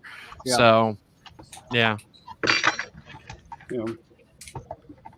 But yeah, other than that, no. I still love my my stepkids, anyways. Even the ones I don't like, I still gotta love them. So. That's funny. I tell them all the time, I'm like, I love you, but it don't mean I gotta like you. But hey Jerry, a while back somebody was asking in the chat, and I didn't have if anybody printed in nylon, and about 4 years ago I used to print a lot of nylon parts, and nylon is flexible, but it's like Lexan, it won't break, but you can take this nylon and pound the crap out of it with a hammer, and it will not hit it. It will not dent it. It won't break it. Oh wow! Yeah, nylon is good, but you gotta know how to print with it. Exposure. Yes, here's my enclosure. It has to be totally sealed with desiccant beads until it gets right into the printer. I use a wine box. Okay. And then I got a window on the front with the tube that goes right into the printer. And you'll know right away if it has any moisture, because when you print with it, it'll sound just like Rice Krispies. It'll snap and crackle and pop. And you'll see it won't print. Yep, and it won't print worth crap. But if you got it, if it's dry, it prints very, very strong. You can hit the crap out of it with a hammer, and it will not dent or break it. You can actually see steam coming out of your nozzle. And nylon is the worst because you have to have a tube going right into the printer. It's that's better with a Bowden tube. Yep, that's what I have. Yeah, so you got to have a direct drive to be able to print with nylon. No, you don't. No, I got a Bowden tube on my CR10, and I print all this nylon. The key, you treat it to temperatures. You treat it like ABS. It's got to be higher temperatures, and slow it down just a little bit. And the reason why a Bowden is better for nylon is nylon will get damp from the spool to the printer, right? So it's very hydroscopic. So you have to have it in a drier container, sealed, right, with desiccant and preferably heated. And then you have a Bowden tube coming out of that container straight into your extruder. The extruder so there's only about that much exposed while it goes into the Bowden tube, from the extruder to the Bowden tube, and then it says sealed all the way down to it hits the nozzle. If you don't, as soon as I'm done printing, I pull that tube out and I seal the end of that tube. Yep. Have you printed with Ninja Flex, Dixon? Yes. Do you use direct drive only? No. Years ago, for my first printers that I designed and built, when you had to do it with all the rods and the bearings, I had the direct drive. Now it's coming all the way around. Then everybody went to bolt and tube. Now it's going back. But I do it with bolt and tube. But what I do is I take a piece of polyflow and I cut V's and I stick them into that drive right where the bolt and tube meets. Yeah. And then I just my flex tubing. I slow it down to 40%. But it's easier with a direct drive. Way Yes, yes, it is. Yeah. Yes, but I had to make 40-some rubber boots for a company that they put printing press roller analox rollers on a rack, and I made rubber boots so they wouldn't wreck the analox rolls. And what I did was I made them out of ZYLTECH. It's a flexible, soft like rubber. And I did that with a bolt and tube, but I had you got to right where you feed it. You got to get the polyflow and cut V's in them and get it right next to the gear, and then it'll work. And I had to print that 40% speed instead of my regular really slow. Yeah. Yep. Oh, I have a rubber tire right here, that Ninja Flex that I did with my CR10, the original first CR10.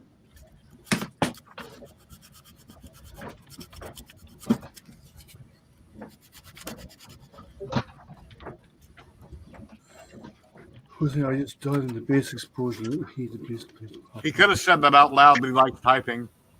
When they came out with the Ninja, I did that with the tubing, and I did Ninja Flex rubber tubes with a original CR10.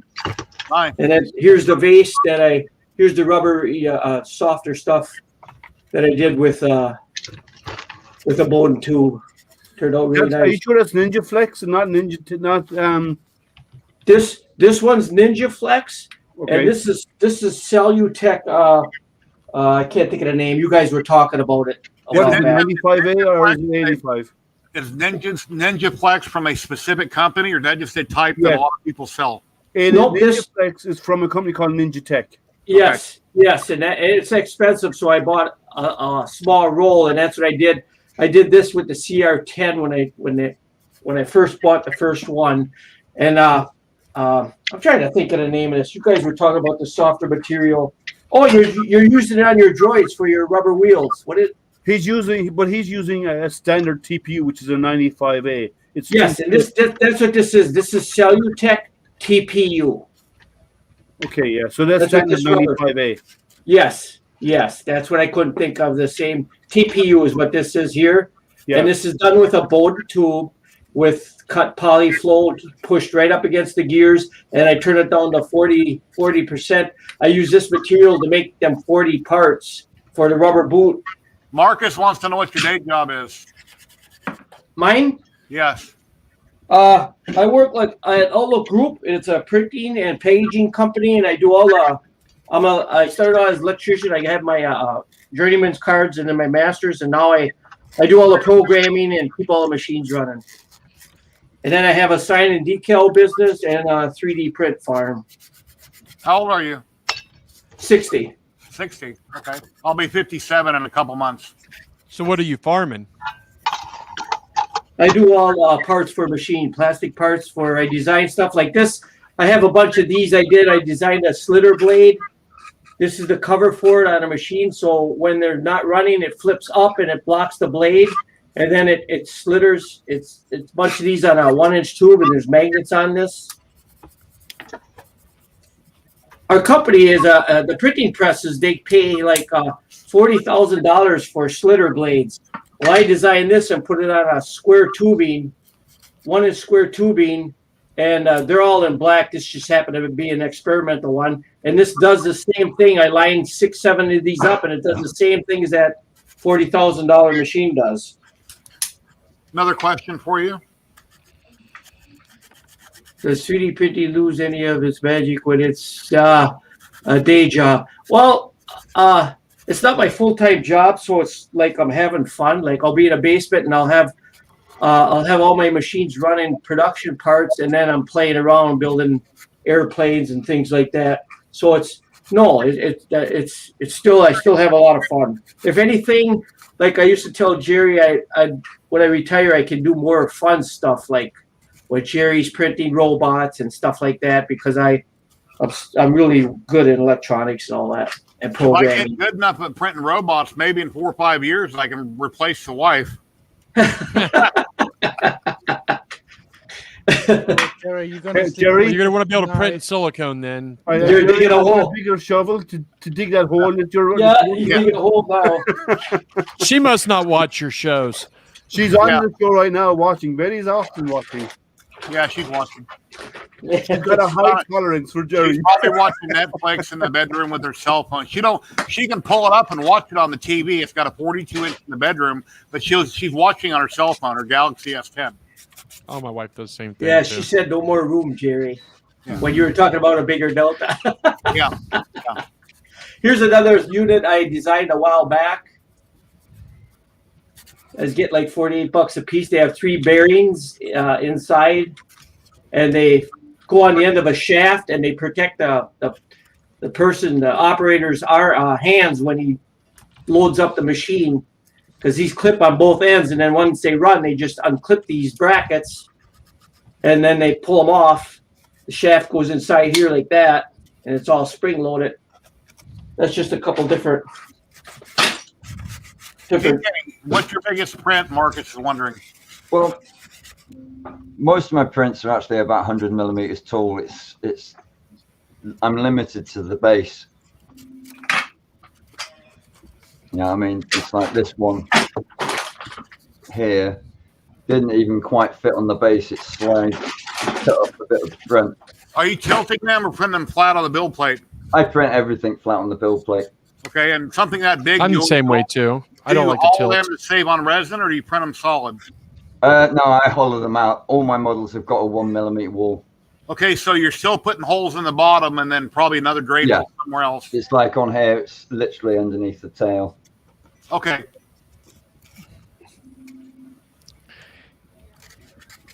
Now, are you mixing anything with your resin to make your resin less brittle?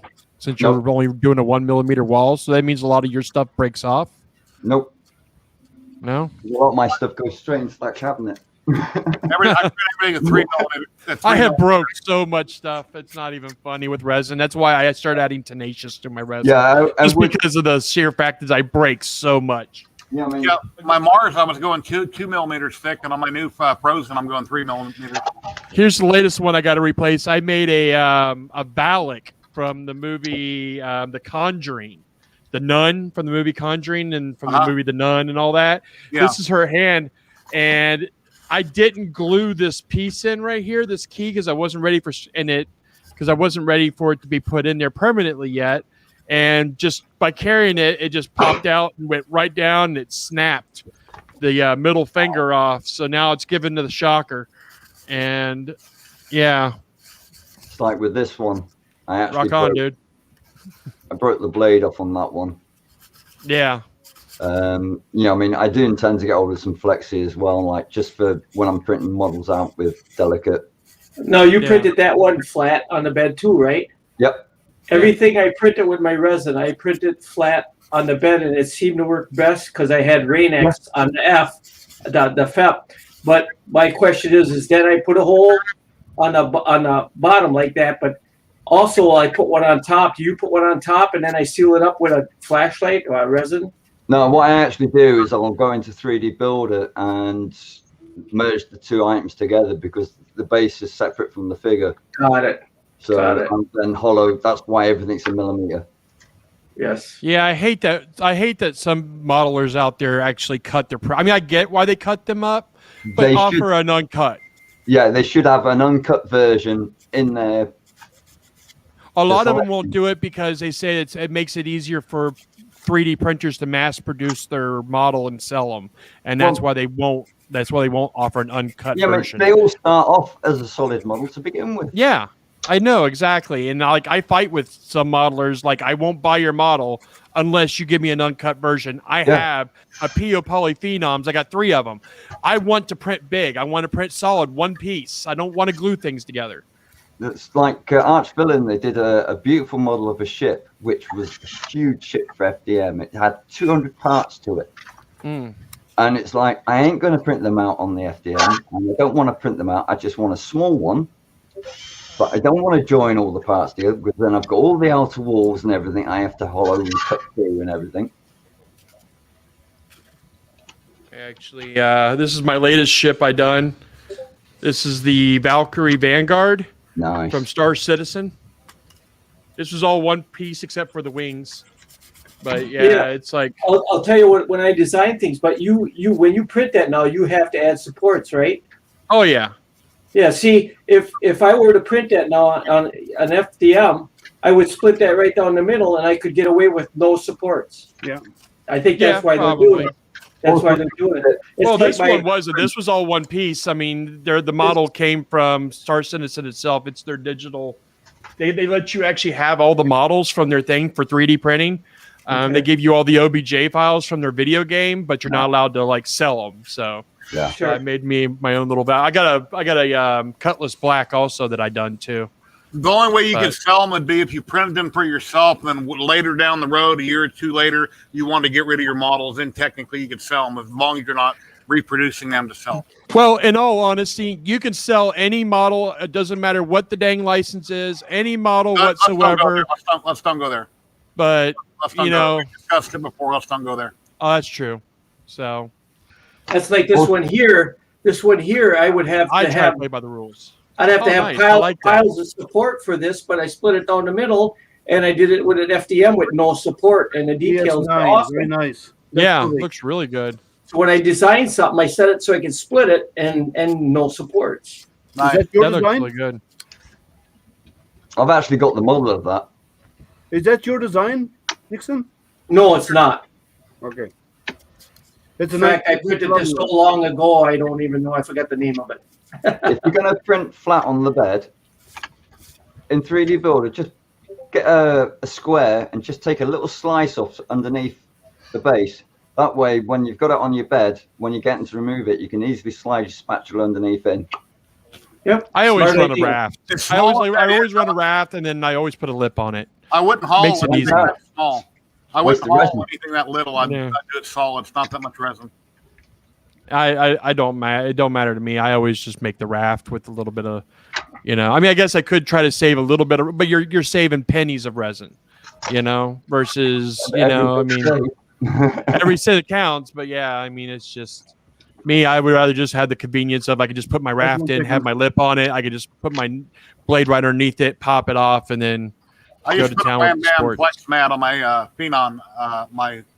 The Phenom? I've got my work Yeah. here. Yeah, my Mighty 4K, and yeah, I love it. I haven't got the Wham Bam flex mats or the was it the flexible plates. Yeah. I want to get those. They're on my list of this is what I'm going to buy when I get money. You know, as far as like the slat mat that they sell, the silicone slat mat, I'm actually going to be doing a video where I show how to make your own. And I'm going to make I got my a own. special right now. I just posted. If you buy any of their products, they'll give you a slap mat with it. For the Oh, next, really? for the next couple of weeks, I posted. I'm on actually going to make my own slat mats. I stuck with that Rain-X, and I never ever heard that popping sound, and I never had problems since I used Rain-X. Rain-X, Yeah. yes, that's right. On the bigger printer. That's actually in my video. I actually show me doing the Rain-X and the whole process in it and all that. So I have a question on that. On What's that, Jerry? You said it won't work on your bigger ones? Oh, the bigger one, I love it. 'Cause I Oh, wasn't- okay. Yeah, he went on the Mars, and you and a couple other people mentioned Rain-X, so I switched to it. And once it kind of got worked into it, yeah, I don't hear any popping at all anymore. I have a question on Rain-X. yes, Is it standard Rain-X or is the Rain-X plastic? it's Standard. the standard water repellent Rain-X. Okay, Yeah, and I because spray on my windshield. It comes in a big yellow spray bottle. yeah, there's two versions. There's a plastic version of Rain-X as well. Oh, Yeah, okay. I wouldn't never do the used plastic that. version, just regular version. Because you got to think about it. Regular Rain-X is actually made and designed for FEP because windshields have FEP, a coating of FEP on the inside and the outside of them. So whenever you're in an accident and the glass shatters, it doesn't go into your face. So there's That's actually a FEP coating around them. So it's already laying on plastic as it is. So I sat on that. that looks good.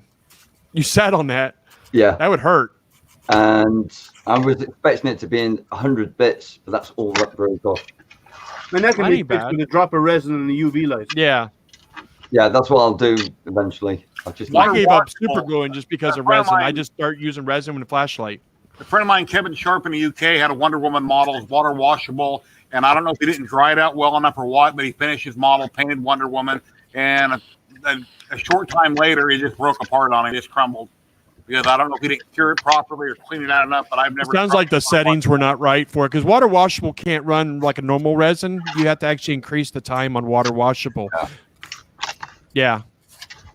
So I use this on my resin printer, and I use this in my wife's water bottle. But anyway. So. And you know the key ingredient in that is just fish oil, because that's what makes it bead the water up and roll off. It's the fish oil from the outer coating of fish.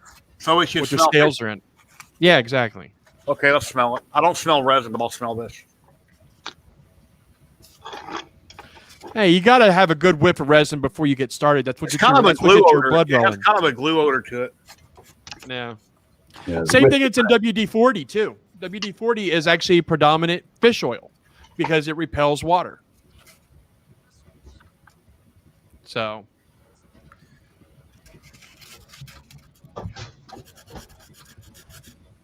But on the Rain-X, just get this regular spray bottle. It's like $3 at Walmart. Yeah, And I just- have Rain-X, but just I was wondering about the which version, because I know I have a plastic dome on my all sky camera, Mhm. the one that watches the night sky every night. Yeah, you And- showed us that. That was yeah, cool. and but I use a plastic Rain-X on it. The reason why is normal Rain-X will actually cause acrylic domes to go opaque. Yeah, they will. I mean, it's the same thing as if you try to use them on a flash on your headlights of your car. Don't ever put regular Rain-X on the headlights of your car. You're Yeah. going to make them go foggy. Yeah, and you'll cause them to well, to you can clean discolorate. it off with toothpaste. Yeah, actually, the best way to do headlights to get them crystal clear is start with brake fluid, starting fluid, Windex. You do all three of those, but you got to do them quick. You got to do the brake fluid first, and then you got to do the starting fluid right away to get the brake fluid off, and then you use the Windex to get rid of the starting fluid. But if you do that, it will crystal clear your lights. I actually used to work for a garage, and that's how they would clean up people's headlights for them before they came out with the kits. They were just using brake fluid, starting fluid, and Windex. You get brake fluid on your paint job, but lead all the way through to bare metal. I learned that years ago. It dissolves the paint. So will resin. Yeah. I painted over it, but I'll tell you this much: I have a wooden desk, as you can see, and it's actually stained varnish. And I accidentally left a bottle of resin on my desk one night, and I guess there was a little bit of resin that came out the threads, went down and leaked onto my desk, ripped it all the way straight to the wood. I mean, straight to the wood. Just wiped off like it was like nothing was there. And I'm just looking at it like, well, that's what the original color was. Yeah, I give my wife these waters all the time, and I'll put a flavor packet in it we buy at Walmart. And she hates tea, the tea flavor. So one day it was dark in the bedroom. I put a tea packet in it. Didn't think she would taste it, but it was sweet tea, and she could taste it. And then another time on a Gatorade, what was it? We used to buy Gatorade bottles all the time, and she was drinking them. And there was one flavor that we had that she hated the taste of it. She didn't like it, so I put food coloring in it, and I made it blue. And she drank it, and she loved it. She thought it was something else. It may not have been quite right, but she enjoyed the taste of it. And all I did was change the color of it. Yeah. Red, is that pile actually shrinking, or is that just my imagination? I got something to show you guys. See what you think. It's what shrinking? That There's pile a- of stuff behind him. Is his pile shrinking behind him? No. Hold on, Dixon. Let's take a look. Yeah, it's shrinking. I thought I could see a bit more space. It's piling all the way up to the ceiling behind me. Womp womp womp. Do you always keep adding Womp, to it, so you never work it down? womp. You're always adding to it, right? No, I work to and add both. As long as I'm adding working, that means I still got money coming in. So What are your days off? On the weekends or? Sunday's the only day I actually don't work at my normal job. I work there 6 days a week. Okay, but you're always out in the garage tinkering or printing, or do you print that much? I got stuff print. Actually, I just started using my Elgu Mars. I went in there and checked it, but some of the it didn't print all the way or something, so I'm printing that rook that comes with it just to see. Yeah. If not, then I may get with one of you guys, and it may be the settings in it because I've never really messed with it. Okay.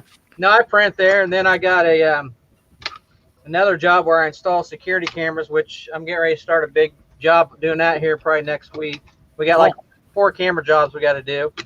Then we got to run a networking cable for 10 hotspots in a bowling alley. We're putting 32 cameras in. I've been there. I used to do that. It pays good. It's $25 an hour to do it. So, and it's all cash under the table. So I get paid. I enjoy doing it. I like doing the IT stuff. And then that's where I get all my computer stuff is from that guy that I do this stuff for. He gives me all of his old computer scrap. So, I did IT for 13 years. I got out. I still do it. The place we went to at the bowling alley, this guy, their old IT guy, is so stupid. He had running that business on a regular cable modem that you put in your house. It didn't have the actually business cable modem that come with Comcast. He took that out and put a. Oh wow! It's a wonder they weren't getting no damn internet or anything, or why it was lagging. But and he had 2 hotspots in there, and the cameras he's got in now is the old BNC ones, which them suck. If you're gonna get cameras, get network cameras, because it's basically one line powers and video everything instead of having to have a separate power supply. I wouldn't go. I don't like wireless cameras. Mine's all network. Now I'm always busy, and then I just bought me a electric furnace so I can start melting copper and gold and silver. I'm gonna start making my own molds and either selling them or just hanging on to them. I want to do that. I want to get into smelting and actually doing like the jewelry and stuff like that. I'd love to be able to get in. That's on the next step of like my mission of learning all this stuff is going to be smelting. I tell you what, those guys that do the YouTube channels that buy that silver melt, they triple their money on their like. Silver's at $25 an ounce. They're selling some of their pieces for $180 a pop for like 2 ounces of silver. Yep. I mean, they're making a killing off of it. It's cool. Yeah, this will be new to me, so I'm kind of curious how good this furnace is. It's only like $226 all I paid for it. Well, you do know that they actually make a 3D printing resin that is a castable resin wax that you can literally 3D print and then just put it inside your cast, and then you could be able to, and then you just burn it off, and then it will just, and then pour your metal in, and it works great. It's like $169 a bottle for a bottle of this resin, but like one ring would only cost you about $2 to make out of that resin. I'm gonna get into doing sand casting too, where you can either 3D print models or get like little rubber models like at dollar store and stuff, and then sand cast those. Well, another thing you can always do too, if you're wanting to mass produce with casting like that, you can always just use. Looks like see this? No, see this roll right here? How many FEP sheets you think is in this roll? Wow. My question is where did you buy that? Because I am tired of buying FEP from PO Poly. Here's my question. I got that roll free, and I can get tons more, but. Anyway, what happened was this roll was a piece of scrap, and I said, down at work, he says, hey, you're throwing that out. Yeah.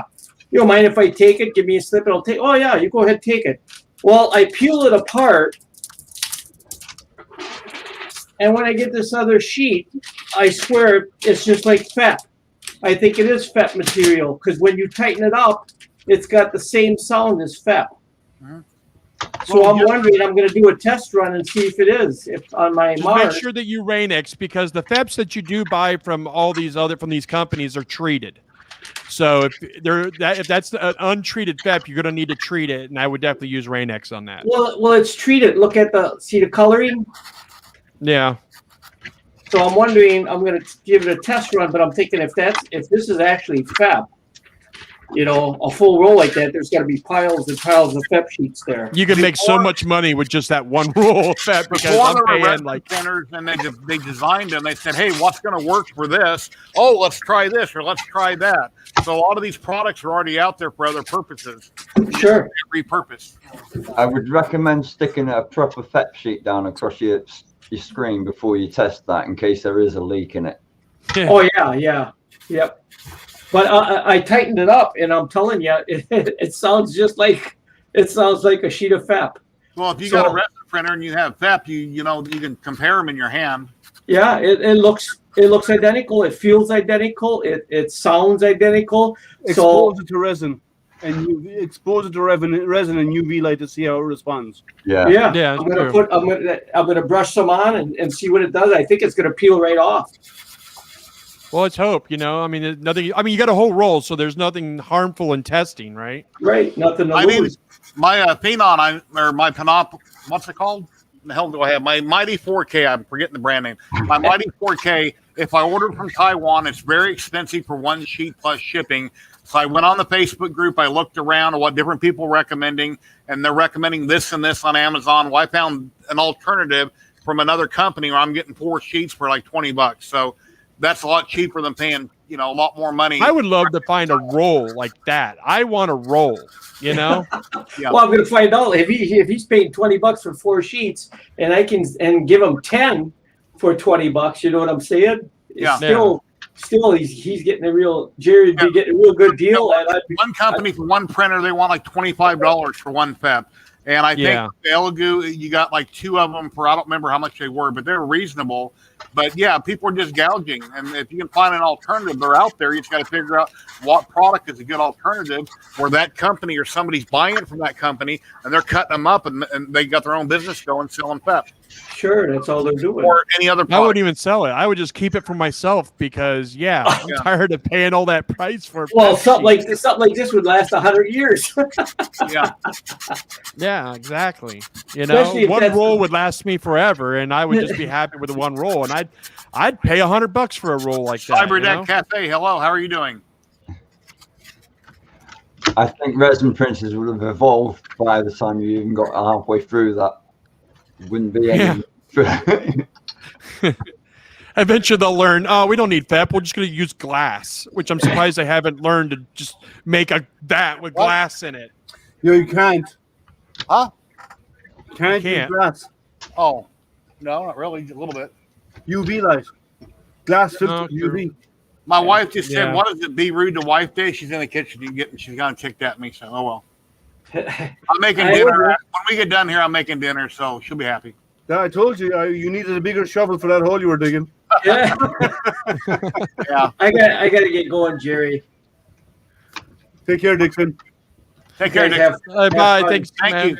Good chatting with you again. Thanks. I want that roll. Well, you do a lot of testing before you start using that as FEP. Yeah. Oh yeah, but I mean, I would though. I mean, I really would. I'd have it out. I'd be brushing resin on it, put it on there, running UV light underneath it. I would be testing everything. Would the Rain-X work on it for coating it? How would it run? Because in all honesty, all it's doing is it's just holding the resin in, allowing the light to transfer through. I mean, and the water seal doesn't come from the FEP itself. It comes from the bracket that's on the vat itself. That's what brings the water tightness in, is having all your screws tightened. So I mean, unless it would break down. Yeah. But I do know they do coat it, but I don't think that the coating that PO Poly puts on their FEPs, I don't think it's worth a damn. Hence why we're all using Rain-X now and TPFE oil to try to counteract the stickiness that coating that they put on their FEP should automatically already do. I had a FEP last 2 prints, and then the third print stuck. I put brand new FEP on there, third print stuck. I can scrape them off, or you take off the build surface and press them off from the bottom if you can't scrape them loose. But right now, my original, since I had so many failed prints, it's chewed up really bad. I'm still printing fine, but I've got a lot of bad scratches in it. So I've got more coming today, I think, so I can replace my FEP. And then I'll do a video on it. I've done a video on Mars. That's why I'm so hardcore about the Rain-X part, because in all honesty, ever since I've had FEPs last 3 times longer now because of the Rain-X versus the non-Rain-X. I've had FEPs that I've lasted me months without having to change. Yeah, Rain-X works great. Works great on the resin printer. I use a blue shot. I buy the blue paper towels. That way they're not that rough and coarse. And when I wipe out my vat, I squirt a little bit in it, wipe it really good, dump the resin on top of it, and you're good to go. Yeah, I just use a T-shirt. That's all I use a sleeve from a T-shirt. Yeah, I don't want to get any particles in it from the T-shirt. So it's one of those T-shirts that does. It's not cotton. It's has no particles. It's like a fine fabric, real fine fabric. But yeah, I mean that's all I do. But I mean same thing. Yeah, I mean I Rain-X my FEPs, and ever since I've been doing that, my FEPs will last. My FEPs will go bad more from the stretch than anything else. What do you use on a big resin printer as far as for a spacer? I know on the Mars, I'll take a little piece of foam. That way it's not laid perfectly flat with a slight bow. Because once you put the screws in the plate, it pulls it tight. You just lay it on it flat and put it together and let it yank it really super tight? Or do you put something in there to give it a slight bow? I don't put anything in it for a slight bow. I put it drum tight is what I do. Is I do drum tight. It will stretch over its own time, but ever since I've been doing Rain-X in the FEP, it hasn't been stretching because it's not been sticking to pull it to stretch. It's just been popping. Like I said, I don't even hear the pop anymore. TK. So if you're not hearing the pop, you're not hearing it stretch. What are you using, TK? For what am I using? When you replace your FEP, are you putting a little spacer in there so it's not? Yeah, I use a bottle cap. Bottle cap, okay. Okay. Now, see, I don't. I do mine drum tight. I actually do mine. How is a bottle cap tall enough if your vat's upside down? Your bottle cap isn't as. Say again? For replacing the photon one, we use a little disc which is 30 millimeters. So I just found a bottle cap which is exactly the same height. Okay. And then just rest it over the top as I'm sort of like putting in the frame, and then transfer it across and tighten it all up. I know how I do it, and I was just asking for chat knows and how you guys do it in case you're doing something different than everybody. I haven't. I've been doing it like drum tight. I have not been putting a bow in it. You shouldn't go too tight. It's bad for it. Actually, there's actually, if you have a way of measuring the sound on your phone, a little app for measuring frequency of sound, the decibels, the frequency of the sound, you should actually be able to touch it and get a certain sound from it. Then you know it's tight enough. But that's why the bottle cap is ideal, because the bottle cap allows for the stretching of the material and the bracket to sit over the edge. The bottle cap is the way to go. Hello, Dwayne King.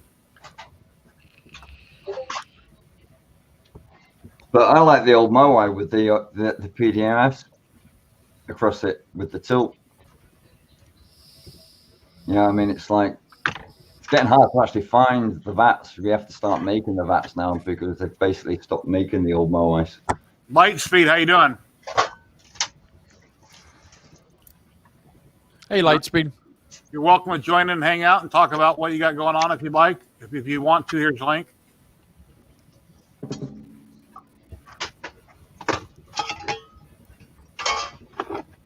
So, but I never thought about actually putting a little bit of a dip in the FEP, to be able to for the stretchiness. I never thought of that.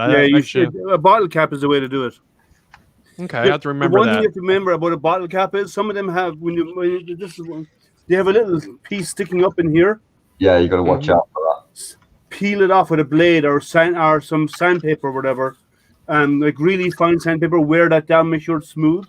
Because if you don't, that can actually. So are you putting that underneath? So when you lay it down, it pushes the FEP up a little bit. Yeah. Or So you put it on top of the FEP and letting it sag a little bit. Yeah. It actually puts a dent in the FEP when you're putting it into its bracket. The two pieces, the two layers of brackets, and then when you put it in and you tighten it, because what happens is when you tighten it down, that bracket sits over a lip and pulls tight. And you need to allow room for that to actually stretch out. And the bottle cap allows for that space. H. Colorado, I sent you an email and I PM'd you on Facebook. Please email me back if you already have and I haven't checked. Let me know what kind of PLA from ZYLTECH, what type, PLA, PETG, and what color, so they can get that mailed out to you Monday. Please let me know. Way to go. Winner chicken dinner. I made a mistake with my slicing. I had to put a lot of supports on, but I had a lot of parts on the bed, and I forgot to do no supports. All those tiny little triangles in here, I had to take them all out. We're talking about FEP Dum Dum on resin printers, about how you. I me. thought you were calling him a dum dum. No, I didn't.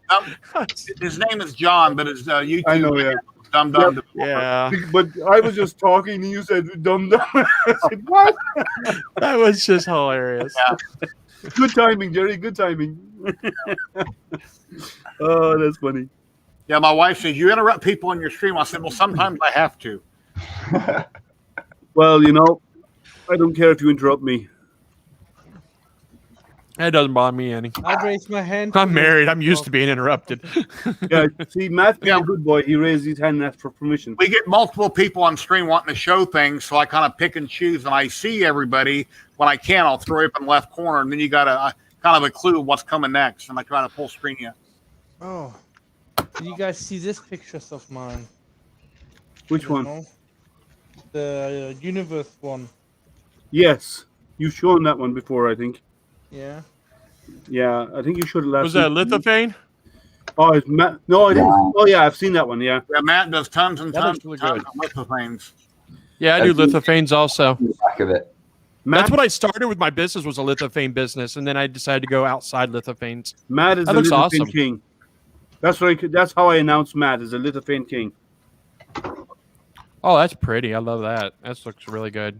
Yeah. And that's with the color. That's with the colored picture with it on the behind it, right? Yeah. Yeah, he prints Okay. out something, and Yeah. I want to get a laser color printer for so I can start doing color lithophanes. That's like my next goal, is to go into color lithophanes. That looks really good. I dyed some resin a long time ago. I got from ZYLTECH, but I haven't mixed different colors of resins. I think the best way to do it, and I think the TK might agree, would be to print in clear and then stain it after the fact. Yeah. Well, and actually, I mean, there's other options that you do have with mixing colors with resins and stuff. I myself, personally, I actually mix my resins. I do when I mix a bottle of resin, I do everything by 1,000 milliliters, 1 liter, and I do like 400 milliliters of white ZYLTECH white, fast white. I do 400 milliliters of ZYLTECH fast gray, and then I also do 200 milliliters of tenacious, and I blend all that together. It comes out gray, but it comes out a really light gray, and it's really great for airbrushing. Yeah, because then you don't have that dark color that you're going to try to cover with multiple coats. The main question was not the types of resin, the colors of resins. Because the bat comes down, squishes anything in it, you can't make anything any specific colors because it all gets blended when the build plate comes down and mashes it. So you have to print it basically in a clear, and then you dye different parts of the model to give it really cool effects. That, or you can also just add. I mean, if you're wanting just one solid color, I actually buy resin dyes. Yeah. So I buy white resin, and then I have resin dye, and I just mix my resin dye in with my white resin to make the color resins I want. Well, if you wanted your head one color, the body one color, the base, the legs all different, you'd have to dye it after the fact. Or you can liquid dip it. Yeah, you can do the hydro dip. You can split the model and then put it together later on with the different colors. Yeah. Yeah. It's like I've used mica powder in this, so it's totally clear, but because of the way the powder lays down, can you see the blue? Yeah. Yeah, it's very nice, yeah. It's a shame because I really want to paint this model. And I believe a lot of people, according to a couple things I've read, are using resin dyes to put in their paint to make the colors pop. Yeah. But I'm like right now, one of the things I got is a bunch of rings from Hex 3D, and I wanted copper colored rings, and found out copper is not very good for making jewelry and for smelting anyways. So I thought, why not dye my resin copper color? And I found one with metallic in it. So I'm actually going to make a video where I make a bunch of rings, because I've had this ring for several years. I wear it all the time, every day. It's my Green Lantern ring. I do it as a representative of willpower to keep me going. Did I already show this comment? Go ahead and read it while you're talking. Got any advice for tenacious resin? I don't know if I'm doing something wrong with if I got a bad batch, but every time I try cure the part in tenacious pure or as a mix. That's It like warps. pat your head, rub your tummy, where I said keep talking but read it, which I can't talk and read it. Yeah. With tenacious resin, you got to make sure that you do what. How are you post processing it? What are you cleaning it with? I seen one video where I think they were doing tenacious like 20 or 30%. The guy was measuring out. That was that's actually in my video. I didn't do that on this video, but yeah, I do actually measure. I do 20% tenacious with all my resin blends, and I've never had a problem with it warping. Because a big bottle of resin, as everybody knows, it has a resin printer. It's not full like you think. It's like, wow, look at the bottle. We'll open it up and look down. It's like 3/4 of the way full. So there's enough room to use your little pour doohickey that comes with your resin printers, typically to add 2 or 3 cupfuls in it to top it off, and then you can shake it.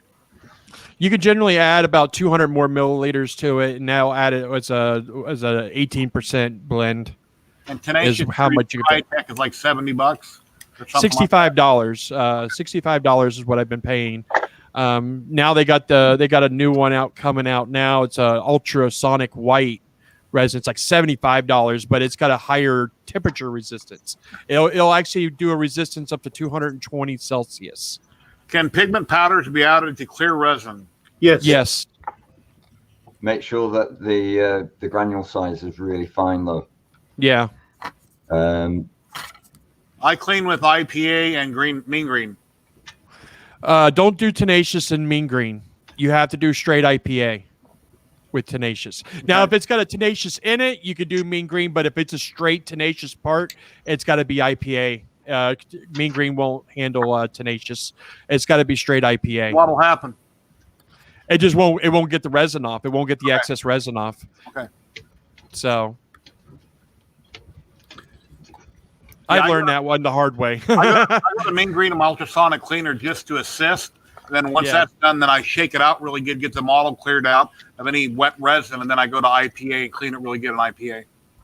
And then in my video that I'm going to be releasing this week, in my process, I actually show I use mean green in my ultrasonic cleaner, but then when I go to my wash sink to rinse off the cleaning solution, I always hit it with a spray bottle of IPA, because IPA is expensive right now thanks to COVID. Thanks, Chinese.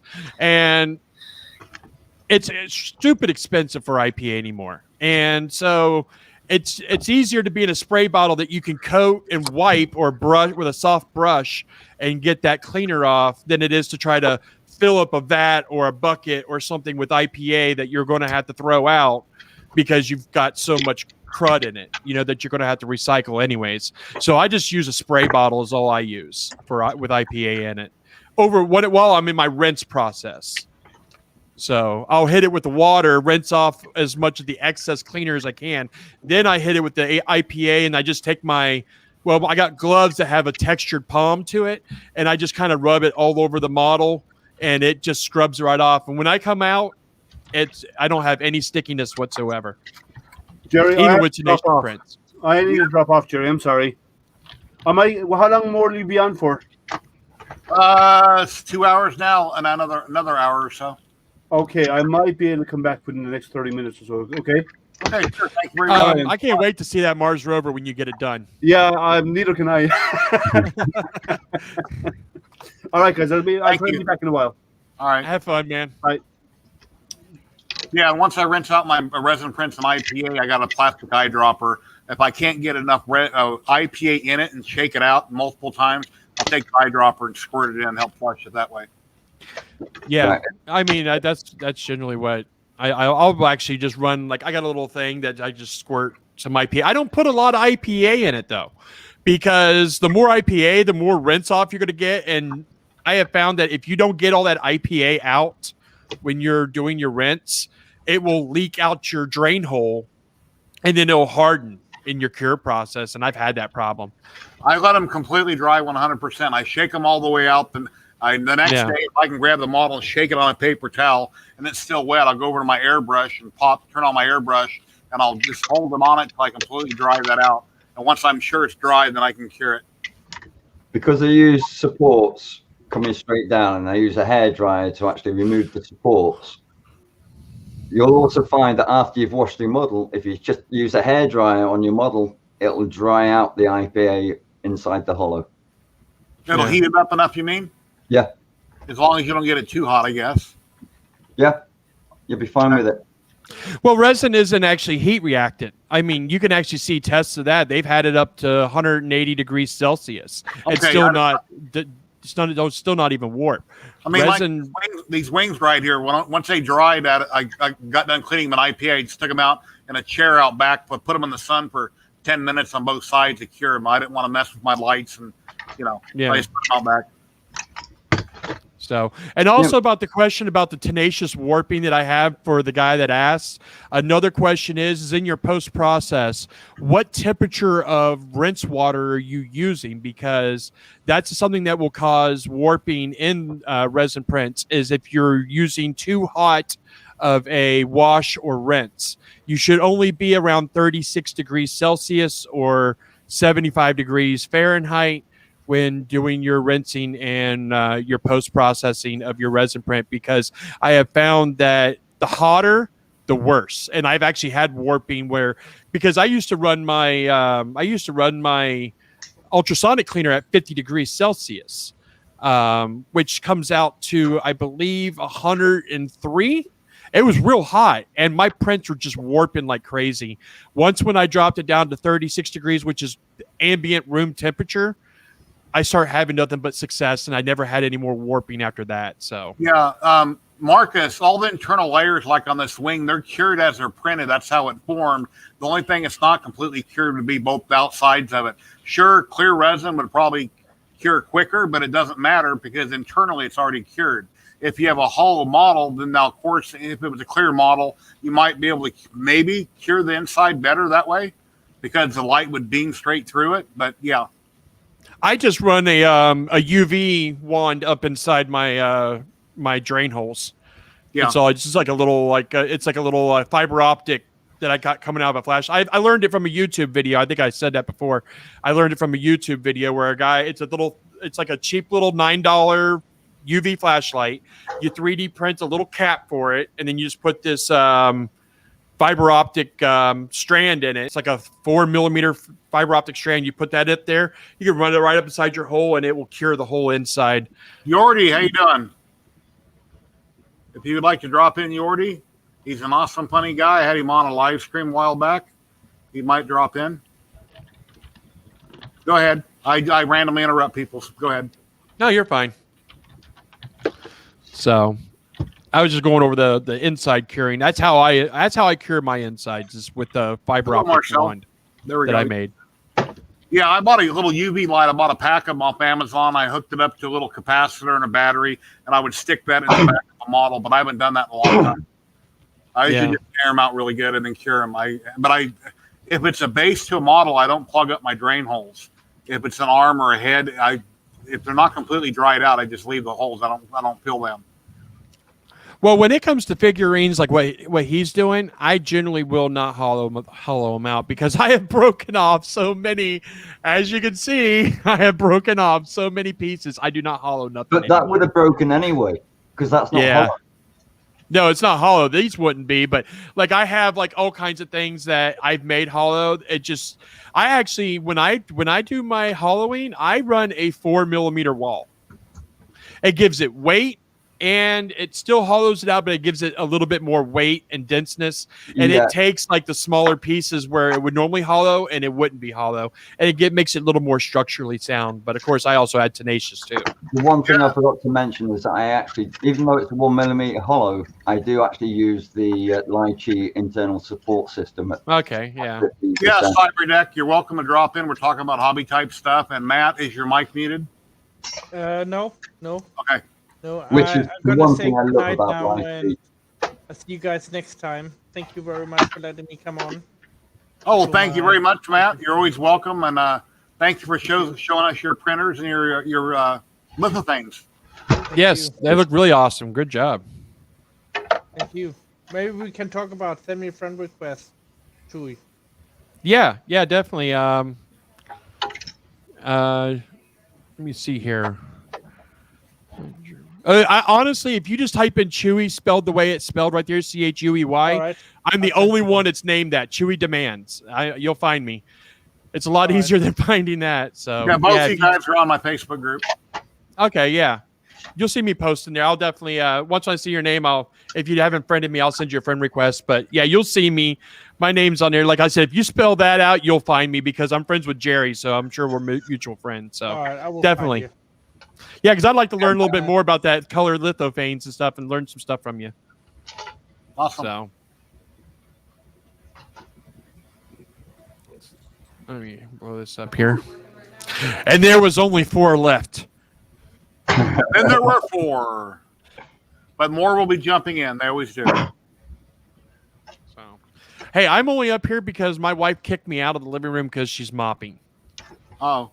Yeah, she's doing it. She's mopping, and I'm like, well, I'm gonna go up there and do Jerry's show. She's like, yeah, stay up there the whole time. Don't come down here. I don't want you walking on my floors.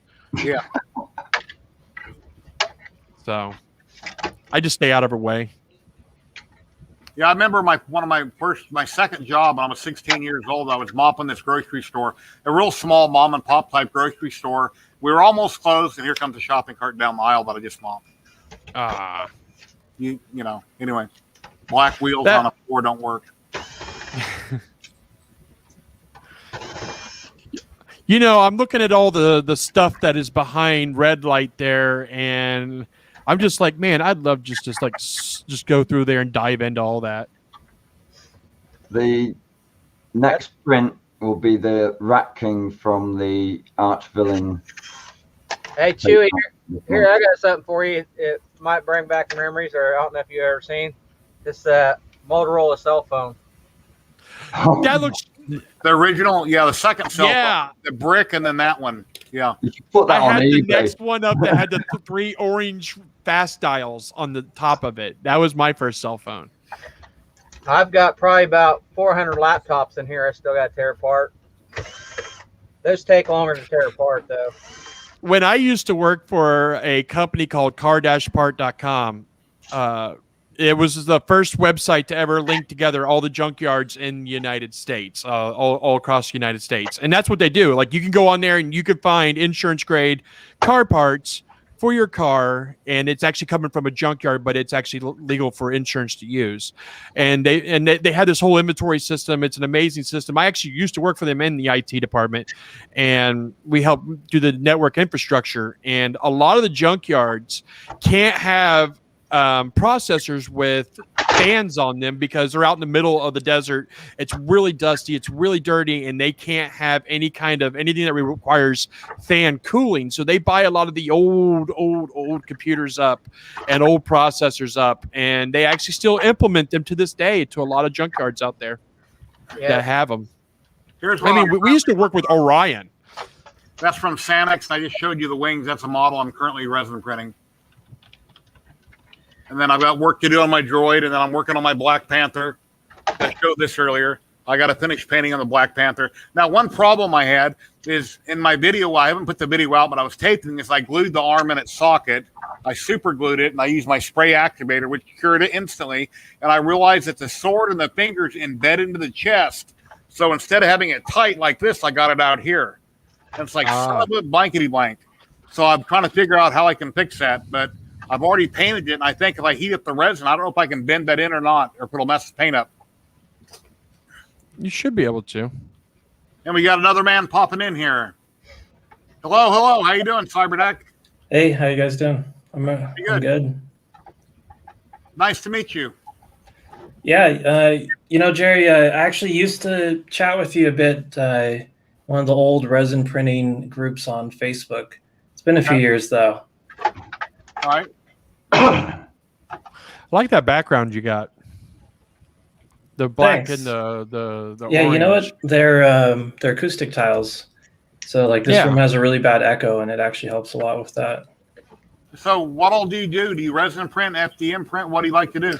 Both. For resin printing, I started the Resin Printer Builders group, and we were making our own, machines from the ground up for a while, and then the price dropped so low with all the imports that that kind of died out as a thing.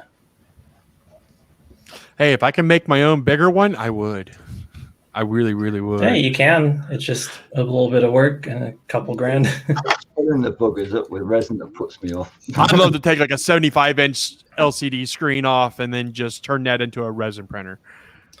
One of the guys in the group did something with a 48-inch screen, and the problem is the shear forces when you're trying to actually remove, for each layer when you're trying to lift off the FEP. That's kind of a nightmare. Plus, you got to lift like 3 inches up because of all the stretch on it.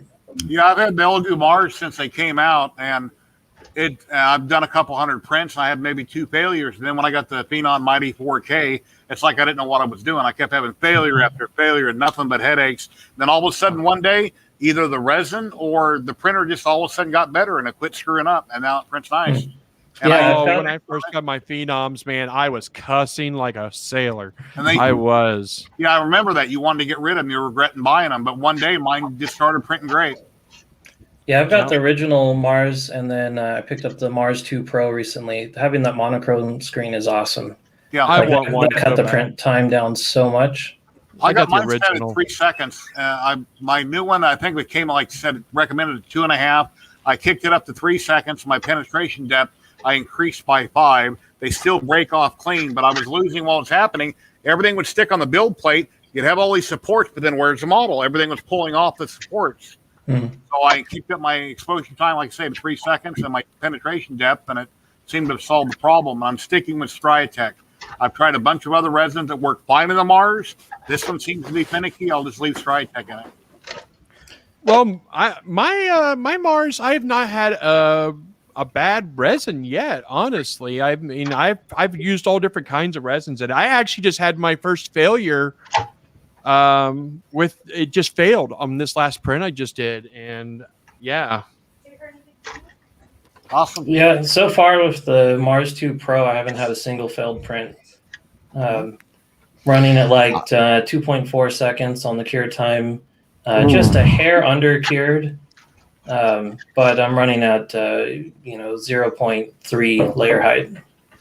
Wow. And you're using Cheetah Box or Lychee or both, or what do you think? I've been using Cheetah Box and Prusa's resin slicer. Okay. Lychee's not bad. I will say it. Lychee isn't bad. I'll give them props. They give you a lot of advanced controls. But in my video, like I said, that's coming out here next week that I'm releasing, I did a side-by-side comparison with them, and the G2 box used less supports, printed faster, and it looks exactly the same. But you use an auto. Huh? You use an auto support. I did on the G2 box. I didn't on the Lychee. But I supported where it was giving me on the Lychee where it was doing the gold pattern, where it was wanting supports. I supported all the spots, and I'm like, okay, either the G2 box is going to fail because it doesn't have supports in this spot, or this thing's just overly supported. And I found out it was overly supported because the G2 box, and I can show you right here. I'm going to take them off the base. I can show you right here. They look exactly the same. Like, I mean, it's just exactly the same. Like, yeah. And if I didn't tell you which one was G2 box and which one was Lychee, you probably wouldn't even know. No. So, and like I said, G2 box had very minimal supports, very, very little. And this one I chalked it all down in the gums, the teeth, everything that was gold. I chalked it. I did it all manually myself, and I did the island detection. I hit all the islands just to make sure I got them, and then I went into all the golden spots, and I was like, okay, this says it needs supports. I was expecting G2 box to fail. I was going to have an ugly, messed up model because it was so under supported, and it wasn't. So I think Lychee, I think their auto supports or what they say that needs supported, I think it's a little over exaggerated. Yeah. I always do my supports manually in any of the programs. Yeah. Yeah, I mean, it's a good habit too, because you can. Have you guys ever used the Photonsters, their resin tool? No, I haven't. It's pretty cool. I had to redo the whole support section because their default supports that come with the slicer were atrocious. So on the video that I've just done, it shows at least a working support system that's manageable if you wanted to use it. But I literally tell everyone, get rid of it. Get yourself either Chitu box or lychee. Yeah, I wish the Chitu box would work just out of the box. Well, There's so actually, much you gotta honestly, Chitu box always had. I ran for the longest time right out of the box and never changed a single thing until I started watching more YouTube videos and seeing what everybody else was doing. I'm like, okay, and that kind of steered me towards, all right, you do need to modify your supports, but like lychee, I don't like the idea that you can't change your support angle where it would actually detect. On Chitu box, you can change your angle. And on lychee, you can't, or at least I didn't see where it was at because I looked all up and down the settings and I couldn't find it. So, yeah, I've had the same problem. I really like the PhotonSters tool because you feed in your sliced file afterwards, and it detects any islands, anything that's been missed by the supports, does some error correction, and then you can go in and, if you want to change your your layer cure times and stuff. Cyberdeck, what was your first name? Huh? Oh, it's Joe. Joe. All right. You're on about the actual validator. Yeah, the validator, exactly. I thought you was on about the actual workshop. Oh, no. The horrible. I do like that. That thing's great. I plus, do like that about Light. Where do you live at? Me? Yes. I'm out in Arizona. Okay. Yeah, I live in Las Nice Vegas. Oh, yeah? Got similar weather. Yeah. Yeah, it's short weather out today. It's been real nice. We're starting to get a little bit of overcast, but this morning was nice and warm out. I'm not in Arizona, so it's still cold here.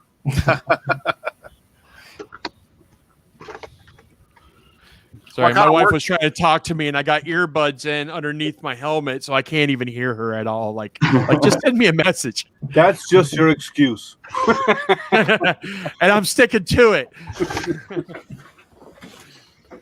Joe, what's your day job? What do you do for a living? IT management, but it's kind of a generic term. I've done everything that you could possibly do in IT for the last 15 years or so. Yeah, my son's in IT, works for the casinos, and then they had all this stuff happen, and he got furloughed, then he got laid off, and he was worried about it. Now he's back on working at the Venetian. He got back to work, I think, about a little over a month ago. So, yeah, I work construction for like 25 years, and he's making the same money I am doing IT, kicking back on his computer, not working hard, not sweating. And construction's hard work. So, sitting behind a desk can be hard too, because it just really kind of sucks the life out of you. It's mentally draining. It is. And you're just not exercising, so you're just kind of getting down lower and lower in your desk every day. You sit there. Yeah, I work. My background is IT also, but now I'm product management. My wife always tells me all I have to do is sit on my ass all day. Yeah. I do that right here. This is my office where I'm sitting right now. I work from home, so. Well, I run a crane for about 10 hours a day. So you're literally sitting on your. That's exactly what you do. That and pulling levers. Does it have a claw or magnet on it, or both? Claw or magnet? Well, the new one I got just has a magnet, but the one before that had a mag and a grapple both on it. Okay. So you're always wanted to play throwing in the shredder, crushing them, whatever. I do a lot of sorting and loading trucks. So now, is it coin operated? Do you put quarters in for that claw machine? No, but he could clean out a Chuck E. Cheese's claw machine like it's nobody's business. I'd love to play a giant game of claw with that. Line up some cars, get some giant stuffed animals or something. I had 2 payphones come in one time. Found $200 in each one of them in quarters. Oh, cool. I just took my magnet to it, set it on the ground, smashed it, and loaded it up with quarters. Nice. I get all the pennies out of the cars too, and the other guy keeps all the other stuff. And then it's like you buy a car off Craigslist or something. And the first thing I did my whole life, including my dad, you take out the back seat if you can to see how to find everybody's money they left and they didn't clean out. Yeah, I pull out all the copper pennies. The rest of them I just take to the bank. But I got pennies rolling right now in the cleaner, getting them. So when I go inside, I'll sort them out. I actually learned a long time ago as a kid. I used to rob payphones. I used to rob payphones as a kid when I was younger. I did because it was so easy. You just take Bondo and then you could stick it in the hole and then turn it, and then it would give you your impression, and then you could make your key from that. You just go up and just rob any freaking payphone you ever wanted. But then you also had the hack with the recorder, where you can record the tones, put the money in, record the tones, and then just play it back. Tones. Yeah.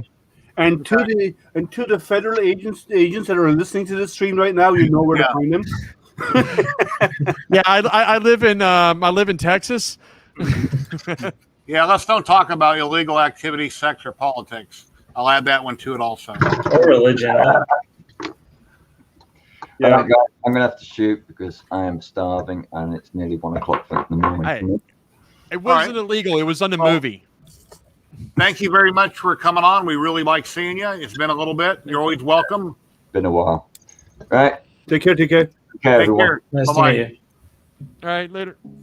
I'm going to have to bounce too. I've got people coming over and stuff, and my family's like, when are you making your dip? So I'm going to go make a dip. So. All right.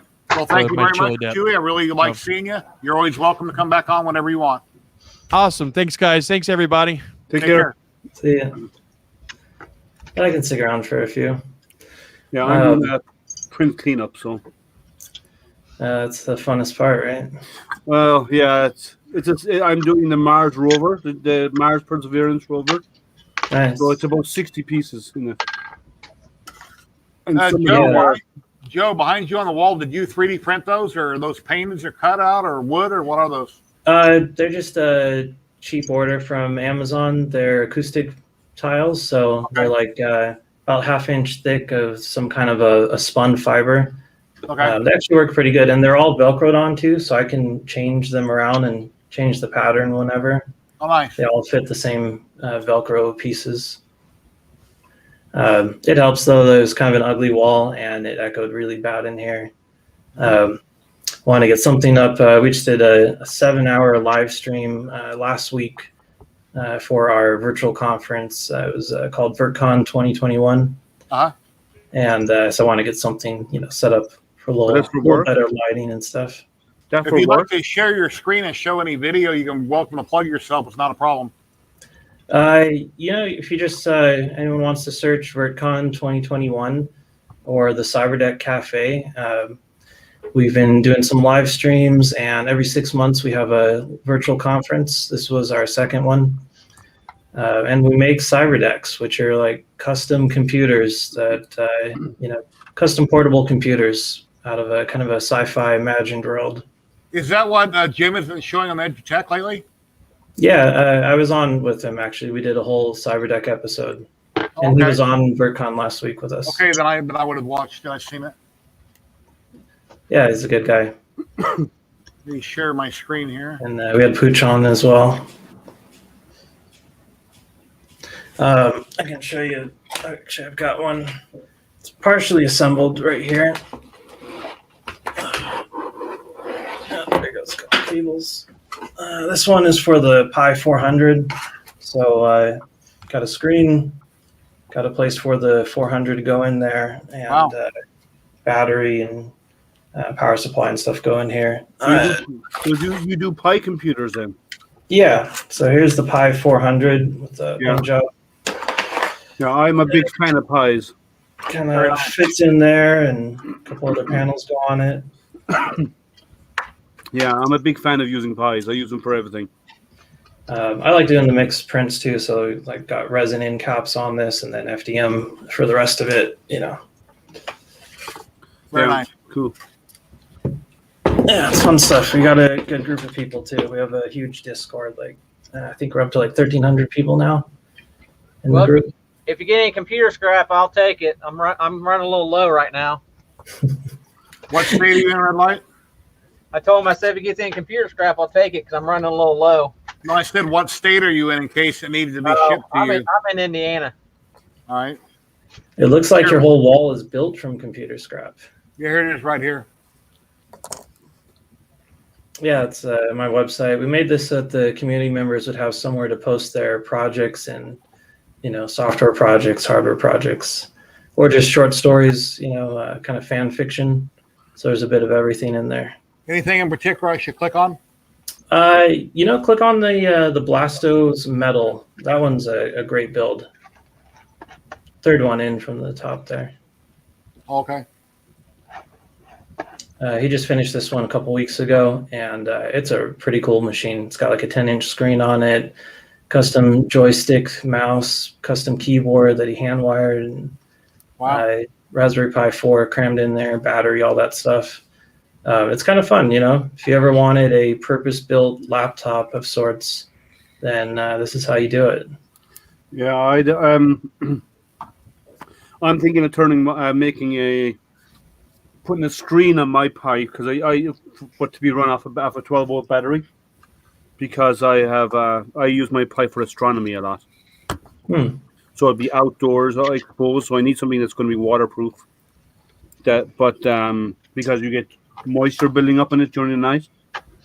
Right. In that case, I would build one into a Pelican case, so you can just close the lid in between using it. Put some watertight connectors on the side of the case.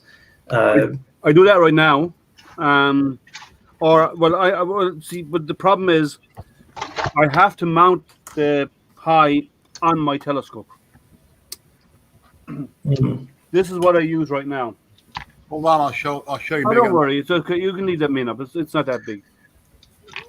So are you using the Pi camera on the telescope? Not right. No. I use the Pi to drive my telescope.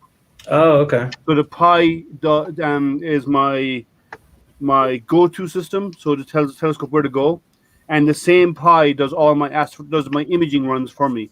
So it controls my cameras, my guide cameras, and everything like that. Excuse me.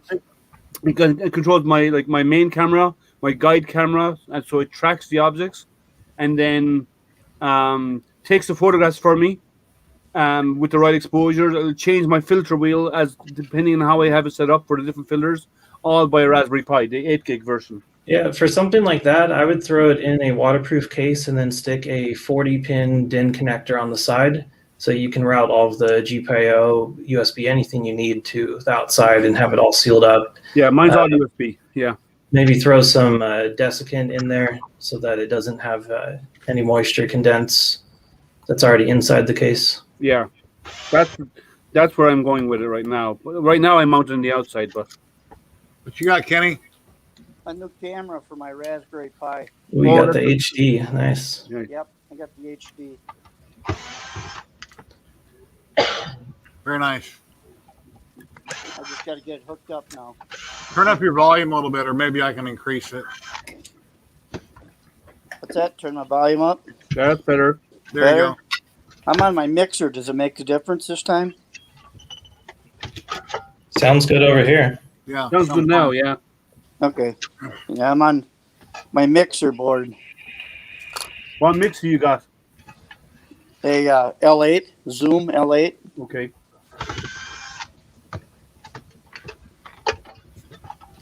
Yeah, I've got way too many projects going on. I'm working on these droids, and I'm working on this model and that model and this and that. I got just too much going on. I need to make a couple videos, but I don't know. I'm retired, so it keeps me active, right? It keeps you in trouble, is what it does. Yep. Always something to do or something to work on. I bought a bunch of base molding for my house. I don't know. What's it been, Brandy? That's probably Betty Boop. 3 or 4 years ago, and I've done most of my house, and it's still out in the garage. I haven't finished. So. The house improvement stuff never ends. Yeah, it's always something. Yeah, it's an ongoing process. It'll go on until the fourth of never. Yeah, it's like upgrading an FDM machine. It never ends. Yeah. Yeah,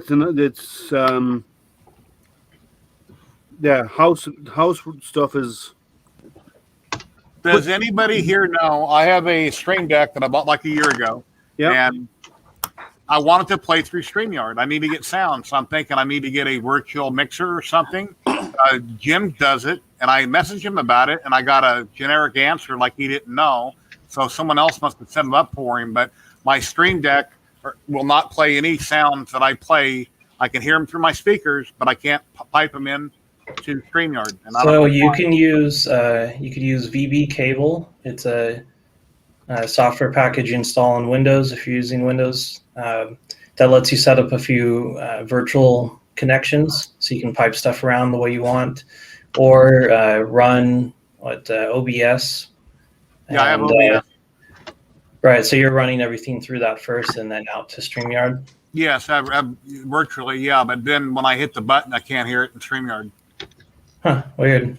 But you said BB cable as in boy, BB? VB. V as in Victor, B as in Bob. Okay.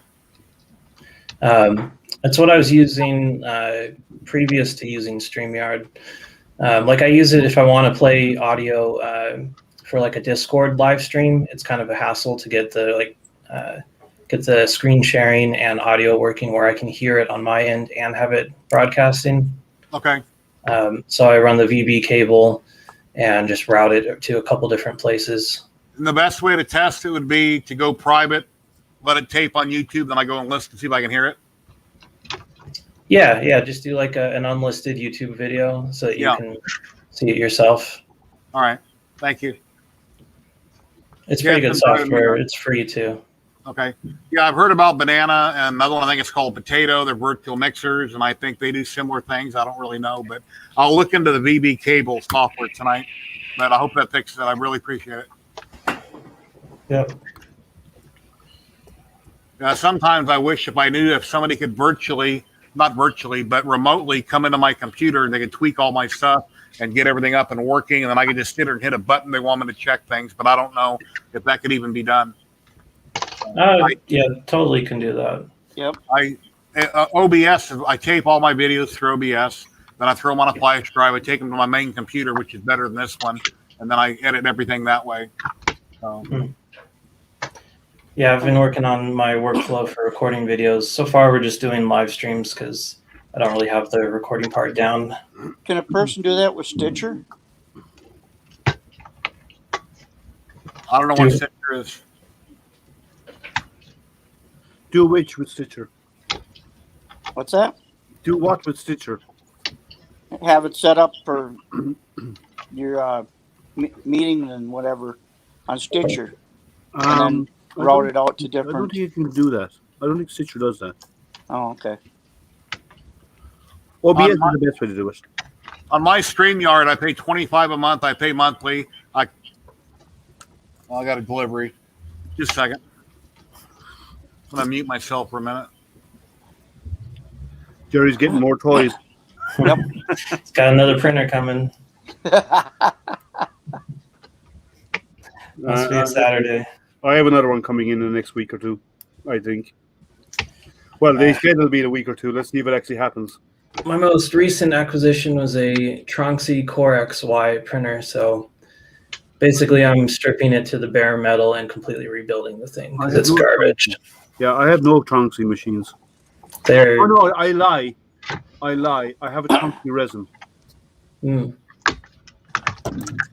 It's not a good machine, gotta say. The resin is actually fine. Yeah. It's not a high. It's not a super high res one. Like it's not a 4K or anything. But I'd assume it's a rebadge, one of the generic ones. I don't know. No, this is a new one. This one was supposed to be on Kickstarter, but they canceled the Kickstarter.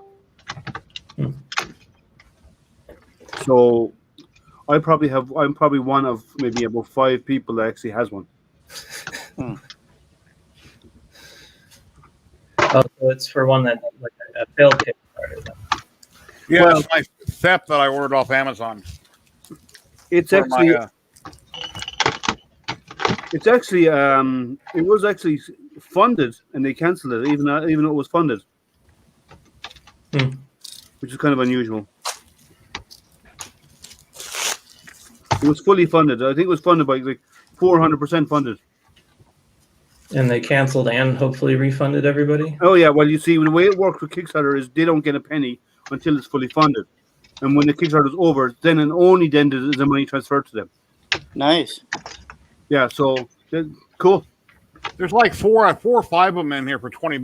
That was a lot cheaper than ordering out of Taiwan from Frozen, where you get one for like 25 or 30 plus shipping. So anyway. Yeah, when I started resin printing, I had trouble finding FEP. So I actually got a hold of a distributor out in California and talking with them for a while, they ended up launching a product on Amazon. So they were selling it for a pretty good price. You're getting like 4 sheets for like $8 or $9. I think they raised it up to about 20. They did it for a couple of years before they pulled it. They just weren't getting enough sales to be worth having the separate product line. Yeah, as soon as something gets popular and somebody gives you a deal, then the price goes up. Just like with anything, like with a lot of my PLA I've got, they used to be $13 or $14 a roll, and now it's 20. So. All right, Jared, it's time for me to head into the house for the night. Till tomorrow. All right, Red Light. Well, thank you very much for stopping by. I appreciate it. Nice to meet you. If you have any problems with your resin printer, let me know. I'll be more than happy to help you out. All right, I'll go in there and check. I got another one printing, so we'll see what it looks like. Cyberlike, I haven't seen your channel before. It's a bit new as far as YouTube goes. The last conference we did, it was all hosted through Discord, and the recording of it failed, so we didn't have anything to put up afterwards. I'm not a fan of Discord. I have my issues with them. Yeah, it has its problems, but it works pretty good for what we're doing. It makes it so we can have a group that's not actively moderated very often. You know, their automatic stuff is pretty good. You don't have to worry about someone posting something vulgar to like a forum where you don't have automation tools. Yeah, they are good like that, but I just don't like the guys who set it up, who started Discord. I have issues with those guys. I don't know them, luckily. Yeah. I don't have a Volron. I don't know if anybody here does. And yes, 3D printing is very addictive. You get your first one, you're really happy, and you're thinking, wow, this is going to take how many more days? So then you buy another one. Yep. And then you see a deal. And then it just, I don't know. But a Voron, you have to build your Voron. It's an open source solution, so you have to design, you have to build it. Yeah. Now, in saying that, there are a few companies who are taking the Voron design and actually going to start marketing their product with a Voron style design. And that's that new Core XY.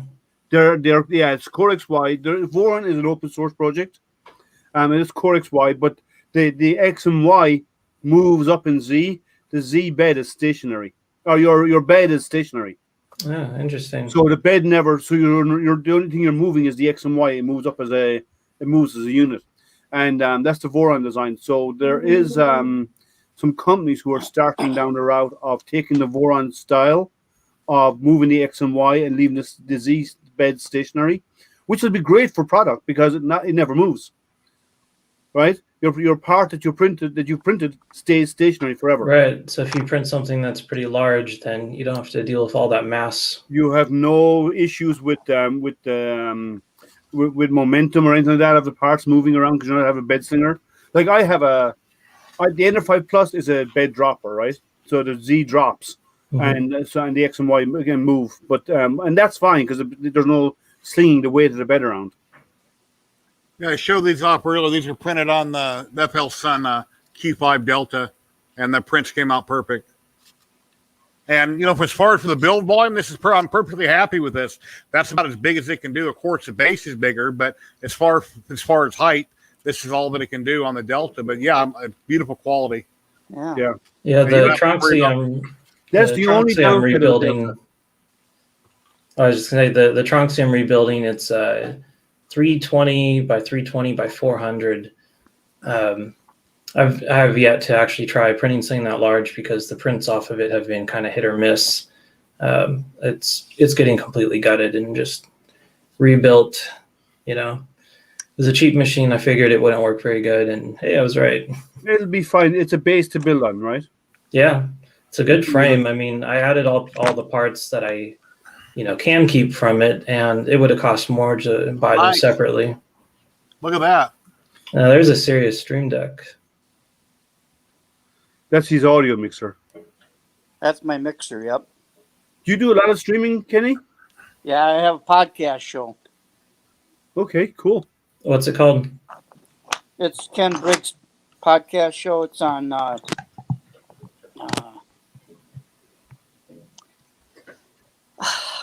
starts with an A. I just drew a blank. I don't know. What do you guys talk about on it? I do locksmithing and metal detecting and entrepreneur shows on it. Go ahead and start all over so you kind of knows who you are, like we usually do in the live streams. Okay. I'm retired law enforcement officer of 36 years and 7 months. And I've also put in 18 years on fire and EMS. I'm an author of a treasure hunting book, Treasure Hunting Street and Sidewalk Tear-Ups. My wife and I own 2 businesses. One's Chippewa Valley Lock and Key LLC. We're both registered locksmiths. And I also own Ground View Metal Detector Sales and Rental, which metal detecting was a hobby of mine until a friend of mine decided to sell me his business and turned into a full-time business. So keeps me going. I'm building a diorama, metal detecting diorama. I'm building some of the stuff from for my diorama out of my 3D printer, and I've been busy making stuff for grandkids right now. So Cool. Nice. That's Awesome. quite a career. yeah. Plus my podcasting. I got a station set up at my shop and my house here. Awesome. You keep out of trouble a lot. I don't have time to get into trouble. That's what I mean. Okay, Chris, take care. Oh man, I should get my drones out. It's been a while. Yeah, I only have a couple little tiny drones. I got a little one from Star Wars. My son bought me. Looks like a Darth Vader ship, whatever you call that. TIE fighter. TIE interceptor. TIE interceptor. It makes sounds and noise. And I have another real small one that is at auto levels, and I can't think of the brand name of it. I've had it for 4 or 5 years. So, and before I got into 3D printing, I had a bunch of foam-built planes. I bought tons of servos and motors and remotes, and I had a great big drone I was building that I never got it to auto level properly. Then I got into 3D printing, and that hobby sat for a couple of years, and I sold everything. And now I'm starting to build these little robots here, and I wish I hadn't got rid of my expensive controller and a lot of my parts I could be using right now. Yeah. So here's the first little baby droid here. Oh, that's awesome. So is it going to be fully automated? It drives around and turns its heads. All this little one does. There's a bunch of little baby droids that we're building. Doing weekly live streams right now.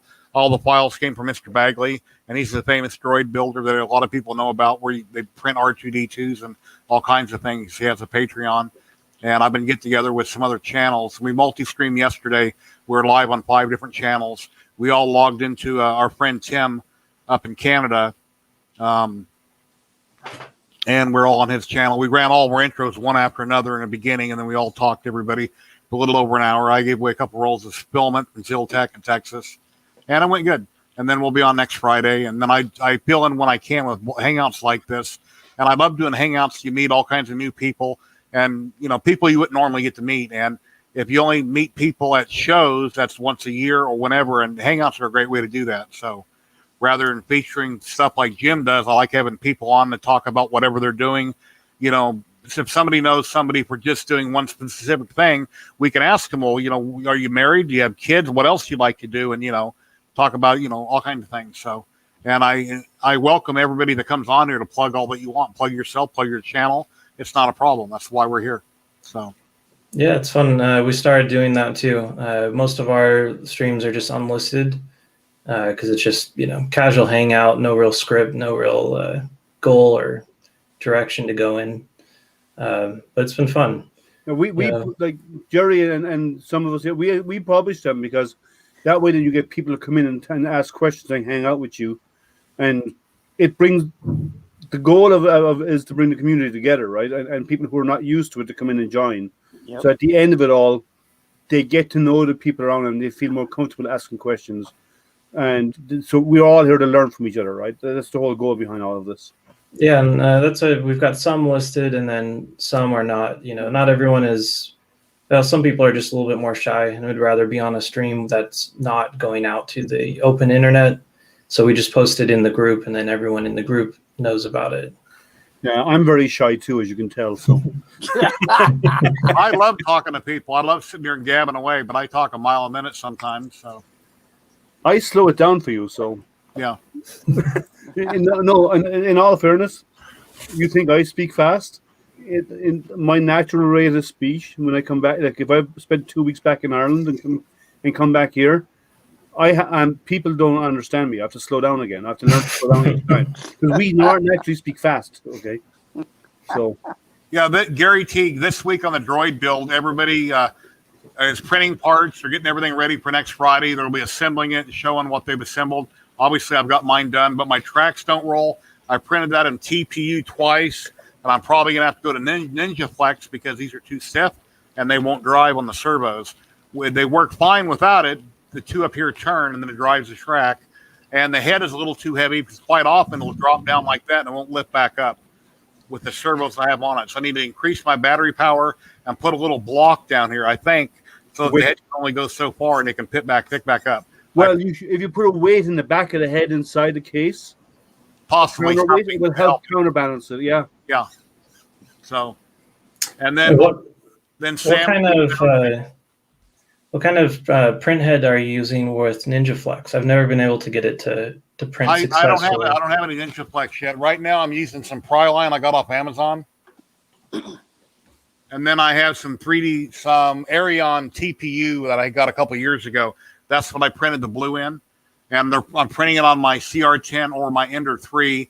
I have a Bowden setup that I got from, I think it's called McWeen 3D or McUne. I can't pronounce it right, but on the feeder side, it's got a little piece of Capricorn tube that goes all the way up to the gear, all steel gear.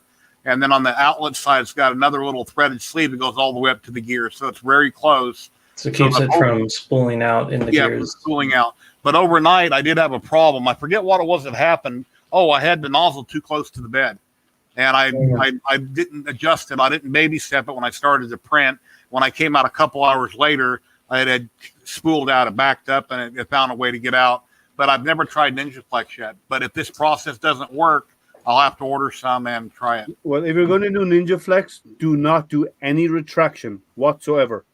Okay. It's all push. It'll be stringy and you can clean it up, but it puts zero retraction. And you use temperatures similar to PETG, about 235, 240. Yeah. But you have to, and they'll tell you on the instructions, they'll tell you what temperatures, but no retraction on a Bowden tube. I was 30 millimeters a second on this, 235 and 70. 235. That probably work for Ninja Flex. And now you do that in glass? Yeah, glass with blue stick on that one. Okay, yeah. Because that's the best, best spins on glass. And if you ever have an adhesion problem with it, spray water on it. Later on, if you're taking it off, if you ever had a problem with adhesion, spray it with, I don't mean sticking, I mean releasing. Spray it with spray the glass with water. What happens is the water will get underneath the rubber, and you get capillary reaction, and the water will travel underneath the rubber and just slits on its own. Yeah, to release these, since the lip of the track, each tiny track, of course, has to go around and make a little dot in a circle. And then it builds that up, and then it starts, building the flat part of the track.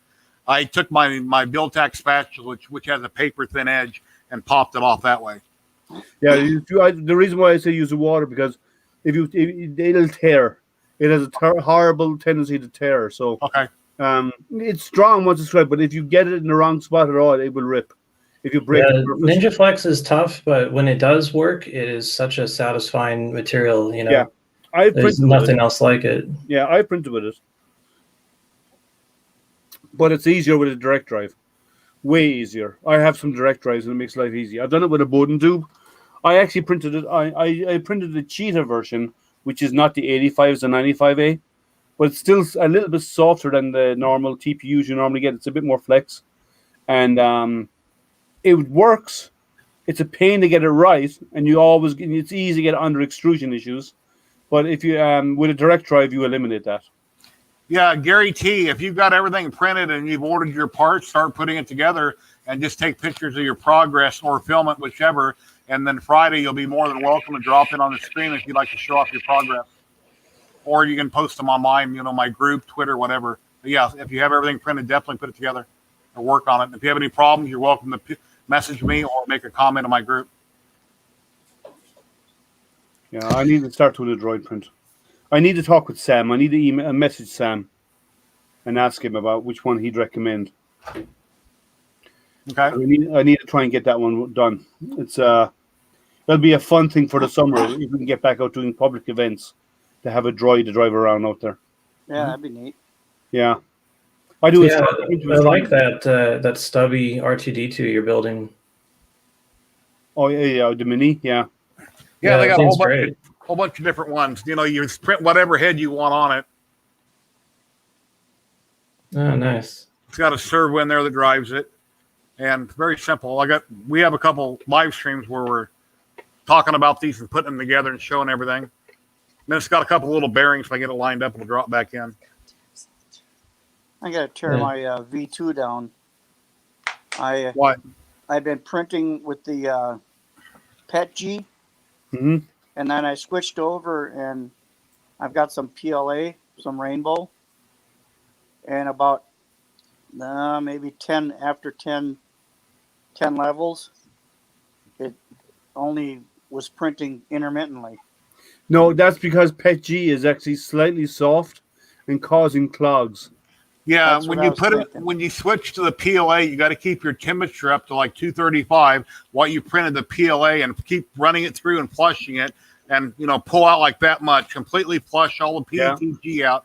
You're having under extrusion, and the height you meant layers. Yeah. Okay. Yeah. So you could potentially change if you change your nozzle, that will eliminate it. But what's happening is PETG is stuck inside of it. Yep. And then you're trying to push PLA through it, but PETG is still gummy and sticky. Yeah. And that's actually holding on and causing your under extrusion issues. So just lift it up off the build plate so you can see what you're doing, however far.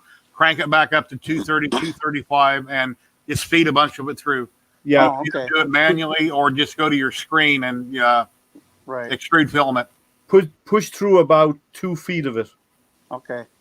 Just trying I to was going stretch to it take out. the nozzle and not. If you that's with the nozzle on, right? If you wanted to change the nozzle, you could go around and change the nozzle, and that would alleviate the issue straight away without wasting all that filament. But otherwise, you should push lots of it through it.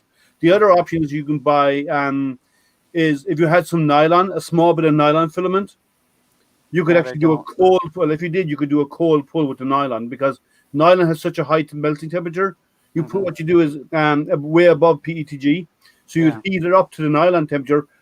Feed some nylon through it, let it melt, right, and then let it cool down, and then when you do the cold pull, it actually pulls out the PETG because the nylon will stay strong and hold strong against the PETG. Whereas if you use any other material, it eventually would give way. But nylon is so much stronger; it'll allow you to do a cold pull.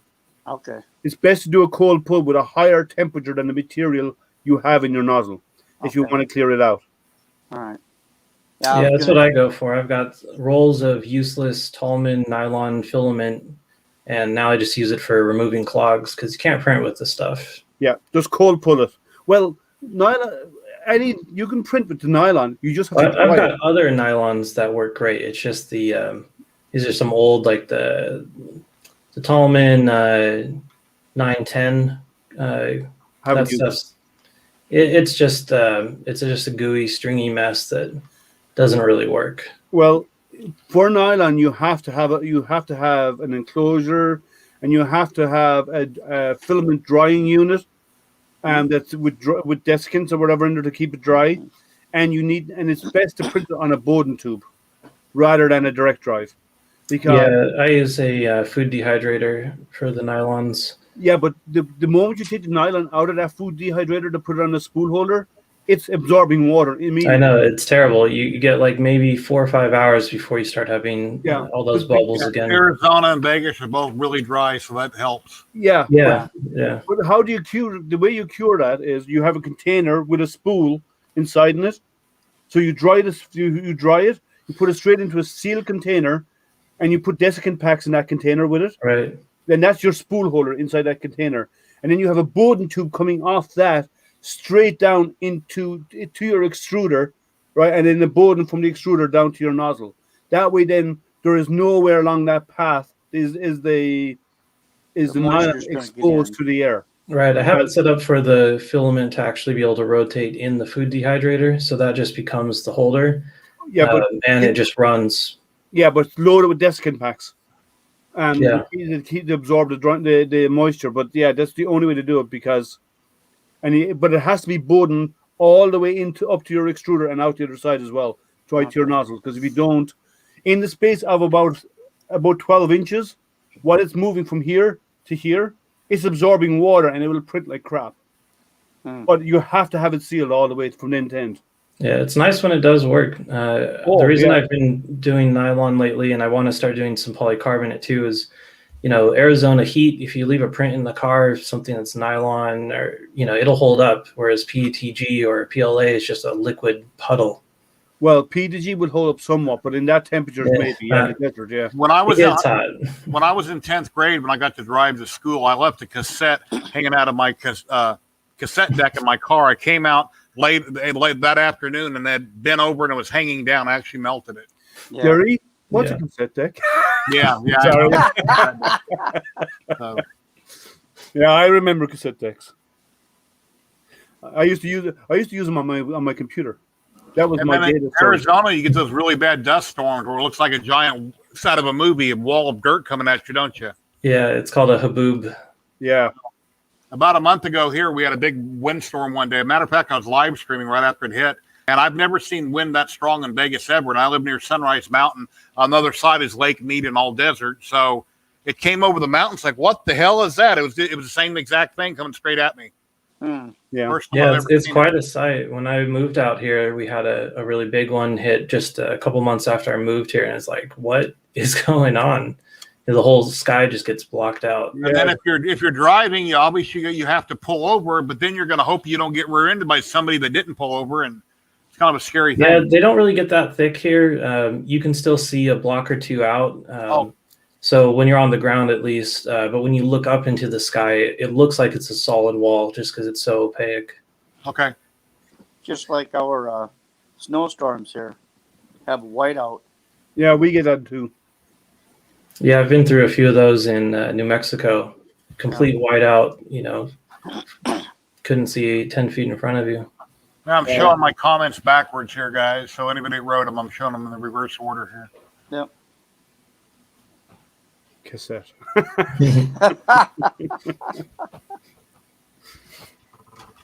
Well, so anyone who questions the word what a cassette is, and now they obviously don't know what a record is then. Yeah. A vinyl record. Yep. I used to run reel-to-reels. They look really cool. I love reel-to-reels. I never For audio or data? Audio. Remember the old 45s with the little inserts? Yeah. Yep. Hey, magnetic storage is still the preferred method for long-term backup. Actually, no, it's not. Not anymore. Well, I think Iron Mountain would disagree. They've got millions of feet of it. Iron Mountain make their money because they tell people it's a good idea, even though it's not a good idea. Because magnetic storage goes bad. My background is IT infrastructure. I used to design IT infrastructure globally, and magnetic storage is not the way. This storage is the way to go with redundancy in the disk, so you don't lose data. As long as the drives are activated to keep them from slowly degrading. Yes, well, yeah, it would be obviously because they'd be running active, but magnetic storage fails over time. It does fade. It loses its cohesivity over time, and it does break down because it's a film that breaks down. I'm not old enough, but they had 4 tracks before 8 tracks. I remember 8 tracks. I was just going to say. But I think the thing kicked up inside of it and it popped up. My dad used to have one in the garage. It didn't work, and I kind of remember a 4-track, but I never heard one play. I never heard of an 8-track. My first car had an 8-track. Yeah, it's called 8+4. Yep. I only heard of an 8-track here. I only heard of 8-tracks in movies, and I heard a lot of people talking about it when I moved to the States.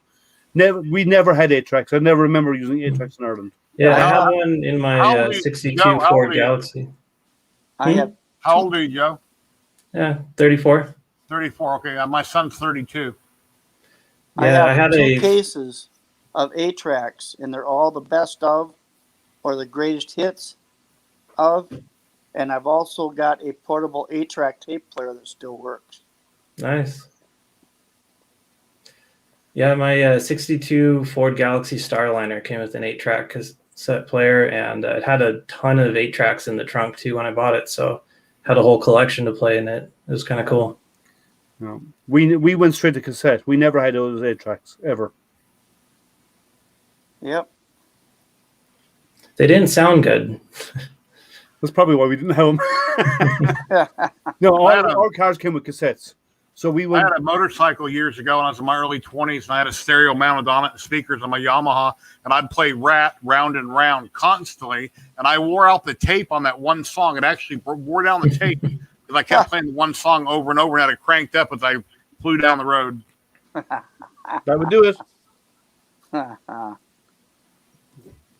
Yeah. So what type of IT are you into? What's your name? Sorry again. Joe. Joe, forgive me. Or JD's. What type of IT are you in? Do you do? Right now, I'm doing management for some corporations, so it's just a bunch of paperwork. But I was doing information security, general IT, running IT department at a call center. A bit all over the place. So it's kind of you're kind of like a contract house right now. Yeah, I also do security systems for homes and businesses. So, IP cameras and DVRs for that. Yeah. Cool. Yeah, keeps me busy. Anchor was where my podcasts are now. I can just remembered it. Anchor, okay. Yeah, I'm really forgetful. I can remember things that happened years ago, but I haven't forgotten my wife's name yet. But I worked for the same guy for 10 years, and quite often I'd walk up to my boss and I'd have to stop for a minute and think about it. Say, what's his name? I just didn't come to me. I couldn't think of his name. Yeah. Wait to get it to my age. Then you really start forgetting. Well, I hope not. I'd like to live to be at least 100 years old and be streaming and YouTubing and doing everything that we're doing. So, Hey, you probably will too. I mean, it's staying active, keeping fresh. Yeah. Keep learning new things. It's been people kind of get stagnant. They seem to go downhill. I retired 7 years ago, and in construction, I weighed a lot less. I lost most of my muscle because about 3 years ago, I'd had major surgery. I'm not going to explain it, but I have before. But I had a lot of health problems, and then I kind of lost my muscle. I lost a ton of weight, and I'm better. I'm not 100%, but I'm about 95%. But I'm not who I used to be. Yeah, Jerry, that's actually probably the last time we used to chat was before the surgery. You excused yourself from the printing industry for a bit. Yeah, quite a while. That was about that same time. Yeah, I almost died 2 or 3 times in the hospital. My health got so bad, but it didn't, and thank God I didn't. So I want to live to be 100 years old. I obviously as you get older, and as you guys get older, you'll realize that you still feel like the guy you were 30 or 40 years ago. You just look in the mirror and go, "What the hell happened?"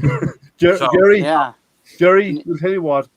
In 50 years' time, the two of us will be live streaming. It's called the grumpy old. Yeah, I used to ride bikes. I love Metallica. I listen to Lady Gaga all the time. I like all kinds of music, and I'm just like somebody your age, but I'm not. I just look older. So yeah, we'll be the grumpy old codgers 3D printing channel is what we'll become. And we've got another man dropping in. We've got Ethan's dad, Marcus. Oh, Marcus. Hey, man. Hey, Marcus. Hey. How you doing? How's it going? You're Ethan's dad. I see your username a lot. I didn't realize that was you. I'm trying to light on so you guys can see. Marcus, tell us who you are for people that don't know and what your app is. I'm catching up, Jerry. Oh, a little bit right there. All right. Who's Marcus? Tell us who you are for people that don't know. Oh, well, I'm Ethan's dad because my son Ethan is kind of the famous one. He's got a YouTube channel. He's a maker, and a lot of his videos are 3D printing, but some of them are programming and whatever he happens to be into. Yeah, right now I have a 3D scanning app because my wife got me a new phone for Christmas, the iPhone 12 Pro, and I told my brother, I said, if there's no good 3D scanning apps for that, I'm gonna have to write one. And so, long story short, I wasn't really satisfied, so I wrote my own. So over Christmas break, I worked on it, and I got it released like in mid-January. And it's great, by the way. What's it called? It's called Ethan Makes 3D Scanner. Yep. So originally I was going to make it free and just use it to promote his YouTube channel, but then Ethan and I had a conversation, and well, these guys kind of talked me into it. I went on Jerry's stream, and everyone, Jerry and Robbie, who's the guy who does the sign business, who's always offering to do 3D. Oh, here in Canada? Wait, no, he's off. Tim DeWitt. It's Robbie something.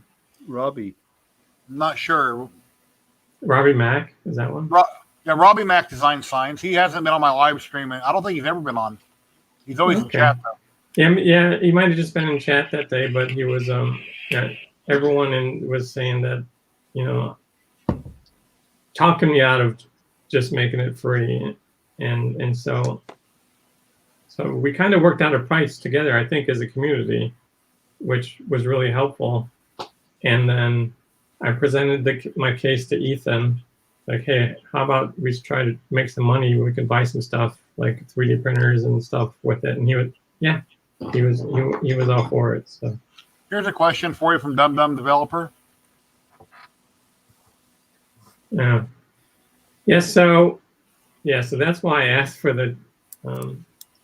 My wife kind of gave me a choice if I wanted just the 12 or the 12 Pro, and I knew that the 12 Pro had the rear-facing LiDAR, and I thought I was going to be able to do 3D scanning with that LiDAR, but it's super sparse.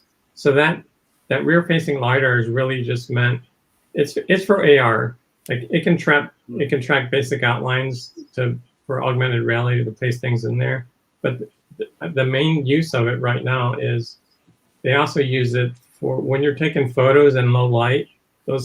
Your frame rate has to be longer, and so they'll actually use that LiDAR to track, so that they can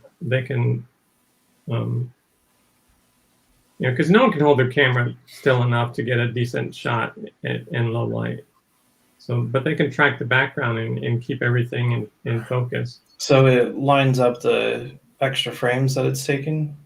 Well, it's a longer, one longer frame for a still photo, but it's able to track it, as you're not steady, so to keep everything in focus while it's capturing things in the light. And your app is for iPhone only because you own an iPhone. If you had an Android, then you'd probably have an Android app, right?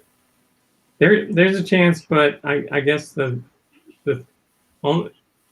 3D or the LiDAR or the true depth sensor is pretty limited on Android devices. I guess there's only a couple devices with it, and it's not as nice as what the iPhone has. It's like every commercial I see on TV, it's either cars or Androids. I never hear anything about iPhones on commercials or anything like that. Everything is Android, Android, Android. Yeah, they don't need to advertise. Ever since the iPhones have been doing the Face ID, which is what basically the sensor that I'm using, they've been able to do 3D scanning at a decent resolution, and so that goes all the way back to the iPhone 10. Yeah. How does it compare to doing straight photogrammetry? Photogrammetry is going to get you a better result, but obviously I can do a scan. I don't have a scan of Ethan right now, but this will take 30 seconds, right? Versus whatever photogrammetry. Oh, that's excellent. And you don't end up with any like random pieces just kind of flying off the sides. Like with photogrammetry, you always get these weird little sprues of extra data that aren't part of the model. You have to go back in and clean it up afterwards. Yes, sometimes that can still happen. Sometimes if you're using the mirror adapter, sometimes you get some aberrations from the mirror. But if you're not using a mirror, it doesn't happen too often. Marcus, because on the iPhone, the sensor is only on the front-facing camera, not on the rear. Right. So you have to use a mirror to get an image from behind, so you can actually see the screen as you go. That's the only limitation, is that they can't use the rear camera, that's the hardware, not the software. Marcus, don't you have an example of the mirror system where the phone lays in it there with you?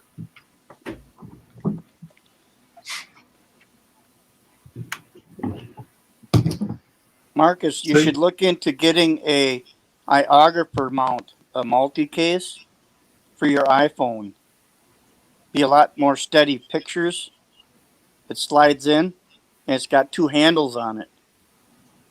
I have it for my iPhone. Okay. Yeah, my brother gets pretty good results with a selfie stick. I don't know. Yeah. Just because of the, it's just easier to hold it, I think. Yeah. But, Look it up. It's iographer.com. So since you're using the front-facing camera to do your scans, you have to scan like basically in selfie mode. And if you're trying to scan other things, there's a way to do it. Let's say I'm scanning my hand here. I'll stand over here, off to the side and be doing like a selfie. But if you put a mirror on it, because the sensor is right here on the phone, so this slides on over. You have to take the case off, but then it becomes like a tricorder. So you're looking at the screen and you're scanning whatever's in front of you. Upside down. Well, yeah, mirrored. Yeah. Yeah, that's a special type of mirror, right? This one is not. Well, this actually is like me. Because I did get some first surface mirrors in. Okay, first surface. That's the word I was looking for. Yeah, you can't tell the difference by looking at them, but there's no silvering on the back. Right, front side mirrors, you got to be careful not to actually touch them because they're very difficult to clean without damaging. There's my first surface mirror, and then there's my craft mirror. I definitely use this one when I remember because it does get better quality. The first surface mirror is the silverings on the outside. Now you can get some where the silverings on it, and then they coat it with something to protect the silvering, which is probably what you have, is my guess, Marcus. Because if you can clean your mirror, then it's got a coating on it. I cleaned it because it like the surface. Well, I got a really good deal on these mirrors. I got them from like a science hobbyist shop where if you're buying mirrors for experiments or whatever, right? So I can't believe how cheap. They're like $1.58. Yeah. But the surface quality wasn't great. And I did try to polish one, and it just made it worse. Well, yeah, because the reason why is you're rubbing the silvering off. Because I said, like, I have them for my telescopes. They're first surface mirrors. They're always, because you do not want the light from a telescope passing through the glass, because the glass filters light and actually also bends light. It refracts the light, which actually pulls the image off. Yeah, he was playing around with something, and then I muted him because he was being noisy, and then his video went out, and then I guess he dropped the signal. He'll pop back in probably. Yeah. So I remember you telling me that, Jared, or Liam, but because that particular mirror was $1.50 and I had 6 more of them, you didn't. I gave it a shot. I know you can get some that are coated. Puppy. Oh yeah, a little puppy. Terrier. So what kind of phone you got, JD? Android and a Linux phone that I've been designing for the last year. Android, good man. Yeah, and a pure Linux phone as well that's completely custom made. Yeah. I have an S10. That's in my budget. So, I would go with iPhone. It's just very frustrating to use after using anything else. The interface is just too different. You go to change a setting, you find out that the setting just doesn't exist. Huh. Yeah. Even when I first got my first iPhone, actually I started with iPad, but it was my first experience with iOS. It's not intuitive. Like the long press, there's no way to just intuitively know about a long press. You have to be taught. You know what annoys me is the lack of like forward and backward buttons inside the apps. They expect you to swipe and for the app to just have whatever buttons it needs built in. But if, for instance, the app developer just copies their Android version over and they forget to add extra interface buttons, you don't have the back button like you do on Android. Yeah. Yeah, I think that the native back button on the and home button is pretty nice. They at least had the home button for a while on iPhone, but they took it away. But it is up to the developer to give you a decent, experience. And obviously not everyone does that. Yeah, I'm like everybody else in my family are all Apple users. I'm pure Android. I have an Apple laptop. I'm fine with their desktop devices, like laptops and so on. But their mobile devices just annoy the hell out of me. I can't deal with them. Yeah, Kenny, when you're messing with your microphone, I muted you, and then your screen went black. Yeah, I dropped right off. Okay. I was just going to show Marcus my iographer. It might help him with more steady photographs.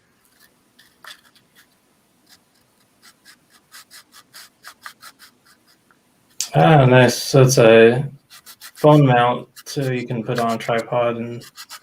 Yep. And it just slides in here.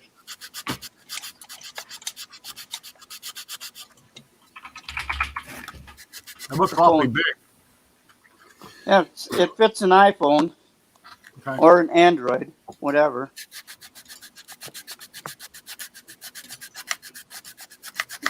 What's funny is, like,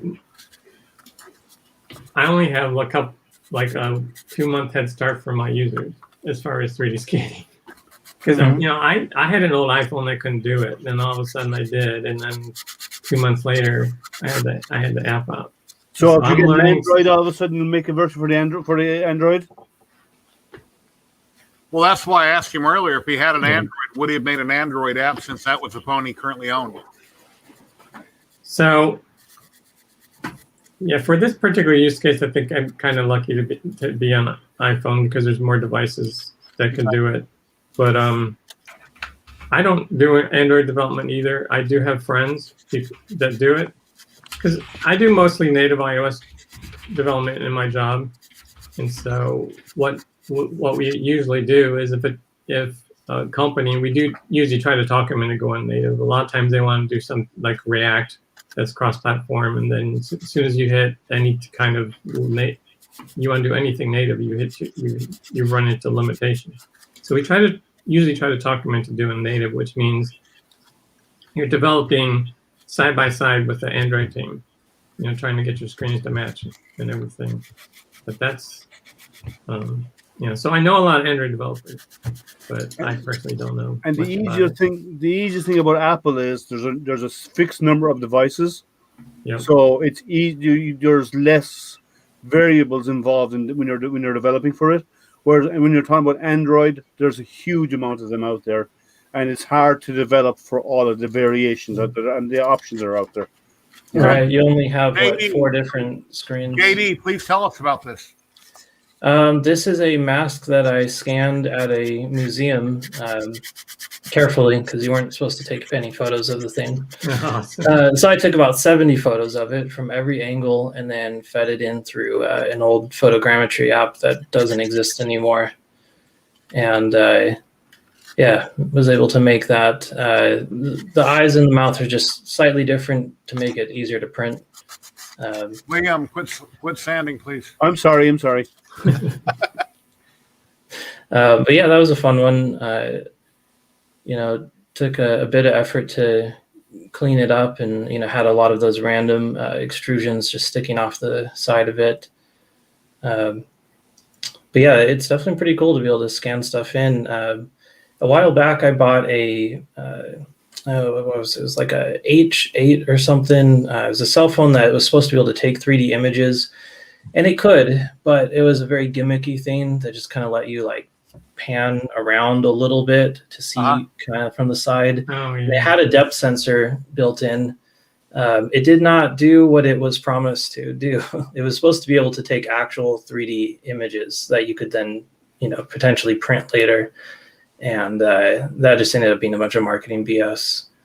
I came with the Kinect scanner, which I have in another room a long time ago. But yeah, everybody needs to be portable. Everything's mobile. Everybody has a cell phone. And, you never know when you might see something. It's like Disneyland making a big deal out of, well, you reprinted this sign from the Haunted Mansion or this or that or other. People have the right to take a picture pretty much of anything that's standing in front of them. So. Yeah, and the best thing is if you can just do video, and then you can pull your keyframes out of it and turn that into the images you need for the photogrammetry. Instead of taking 70 photos from every little angle with your flash going off every time, you just hit record and move slowly, and no one really looks at you funny for that. Actually, the law states that if it's in a public place, you're allowed to take photographs. It's in a private building, like in a museum, they can actually stop you. But if you're out in somewhere public, like in a park or whatever, that there's nothing against it. It's completely legal. The law is written to protect photographers and media. Yeah, and of course, it's not illegal to take them inside anyway. They can just ask you not to, and ask you to leave if you refuse to stop. Well, if it's a private building, they can make it say that's not illegal, but they can say you're not allowed to do it, and they can actually confiscate stuff, or they can kick you out and stuff. Yeah, but they could try and confiscate my camera, but they'd have to pry it out of my hands. Yeah, I understand that, but Marcus, but in public it's harder. Yeah. There's no, you can get away with a lot. Go ahead, Marcus. Yeah, so G, I was going to show you the scan that we got on my app. So I think I'll do more practice, and I could probably get better lighting. You can see the lighting wasn't that great on the back of his shirt and the top of his head as far as the textures go. But you know, this is when we release the app, you actually get the scan built in just so you have something to play around with before you do any scanning. And you can see what the mesh looks like, and so that you can see that the quality is actually not that bad. It's not as good as like photogrammetry. But, Well, that's not bad at all, really. And being able to do that from just how does it take individual images, or does it just do a video? Or it uses the true depth sensor and creates a point cloud, and then we generate a mesh from that. But the textures are actually projected on there. You know, I've got a old Xbox Kinect that I've been wanting to use as a 3D scanner, but all of the projects around it, they're all old, they're all abandoned. So I can't find anything that's still active, you know? Well, I think I used to use Skinect or something. Is that the right program? Skinect, I think it was called. Yeah. Yeah. Yeah, it's subjective, but I would say that this app using an iPhone gets you about twice as good a scan as the kind of.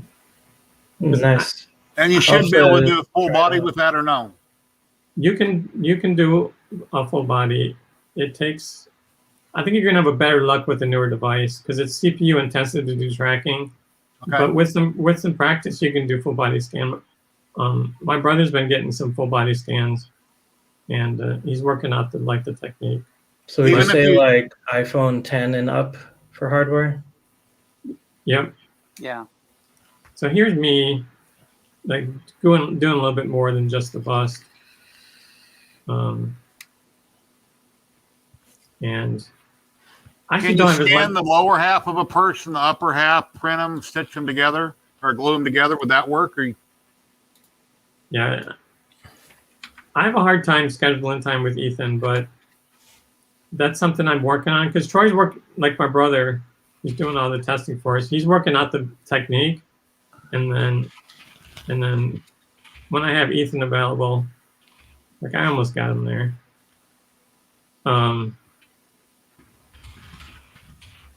We're getting better at it. It takes some practice. So what we found out the best technique so far is really not to use the mirror because it reduces the you get some aberrations, and then you do it in like 6 or 8 quadrants. So you scan up and down, rotate around the person, scan up and down, rotate around, and break them up into 8 sections. But because it's the moving that kills it, you're most likely to lose tracking when you're moving. And so if you reduce the movement, then it's better. But I was gonna show you new features I'm working on. So hey, Carol, curmudgeon. This feature isn't released yet. So when you're using a mirror, you're supposed to turn on mirror mode so that it knows to flip it. But let's say you forget to do that. See, my shirt's backwards. So this is going to be in the next version. So you can just mirror it and fix it later. And then here's a scan, a really nice picture of a scan that my brother did of a pot, and you can see it actually got all the way through the hole and everything. Wow. And he put it on a tripod, like a camera tripod. I don't know what he is, like a coaster or something sitting on there. But so this is a new feature in this version. Let's say, well, you gotta. Oh, nice.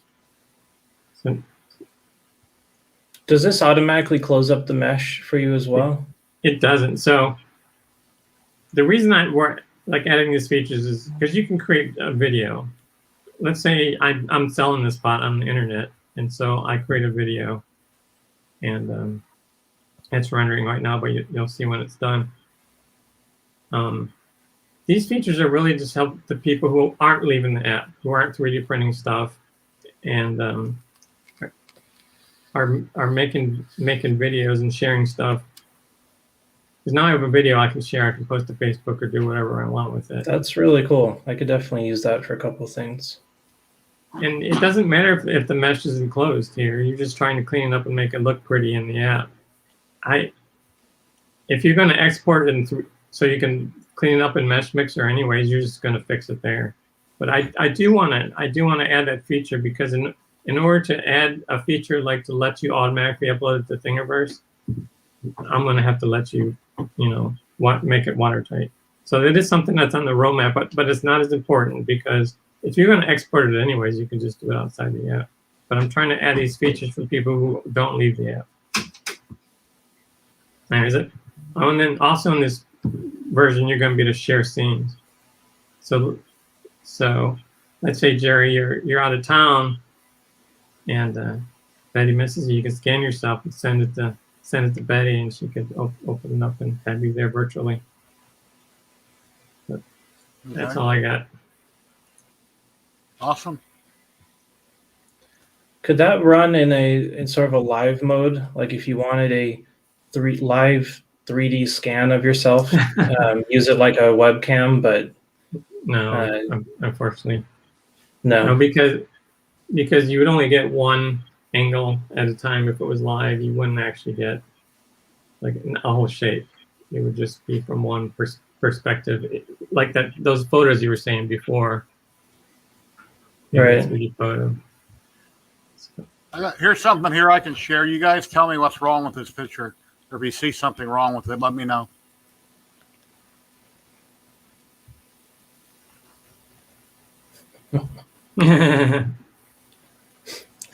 I sent that over to Jerry.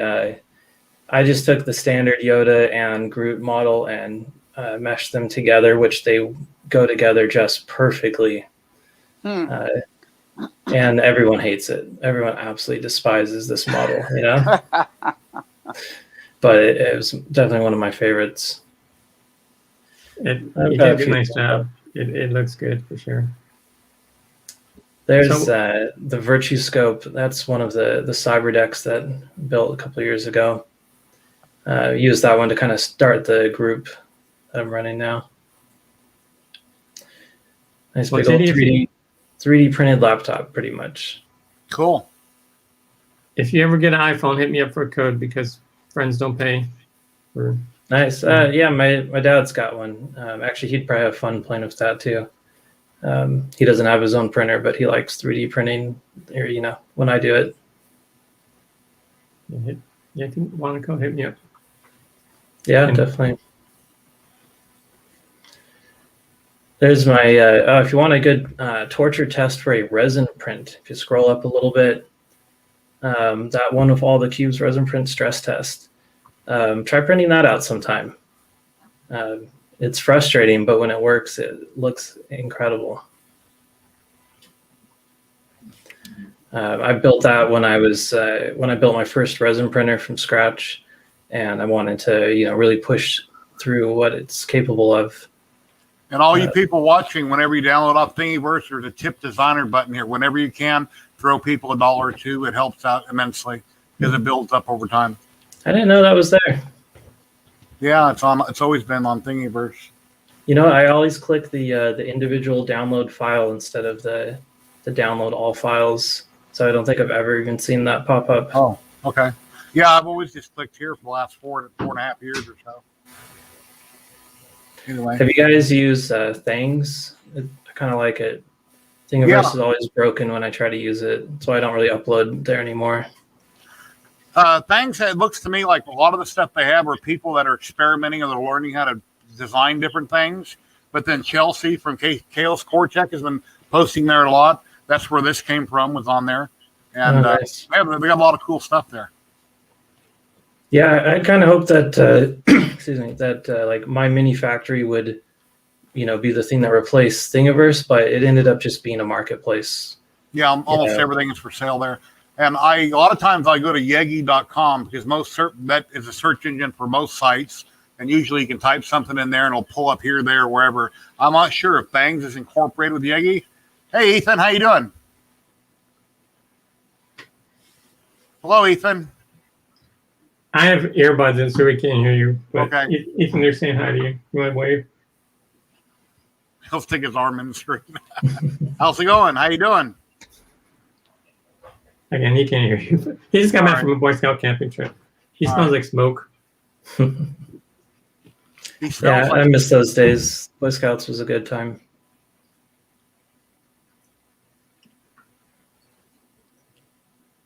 Anyway, it's I've been streaming for 3 hours and 35 minutes, and I need to eat lunch and dinner, so I think I'm going to call it, if that's okay with everybody here. Cool.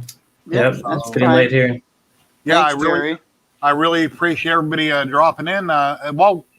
Since we got a few minutes, would you like to say anything to everybody, or where they can find you, or anything you want to say to everybody? Sure. Cyberdeck.cafe. That's our whole community page is there. Got a link out to our Discord from there. And you can check out some really cool artisan portable computers. Trust me, you've never seen anything like these before. They didn't exist a year ago. Awesome. Hello. Yeah, check out Ethan's YouTube channel if you got kids, or it's also a great beginner, stuff to 3D printing. It's called Ethan Makes on YouTube.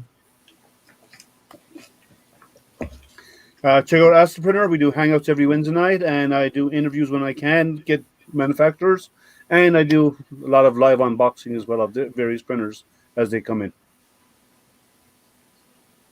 Me? I just work hard. No.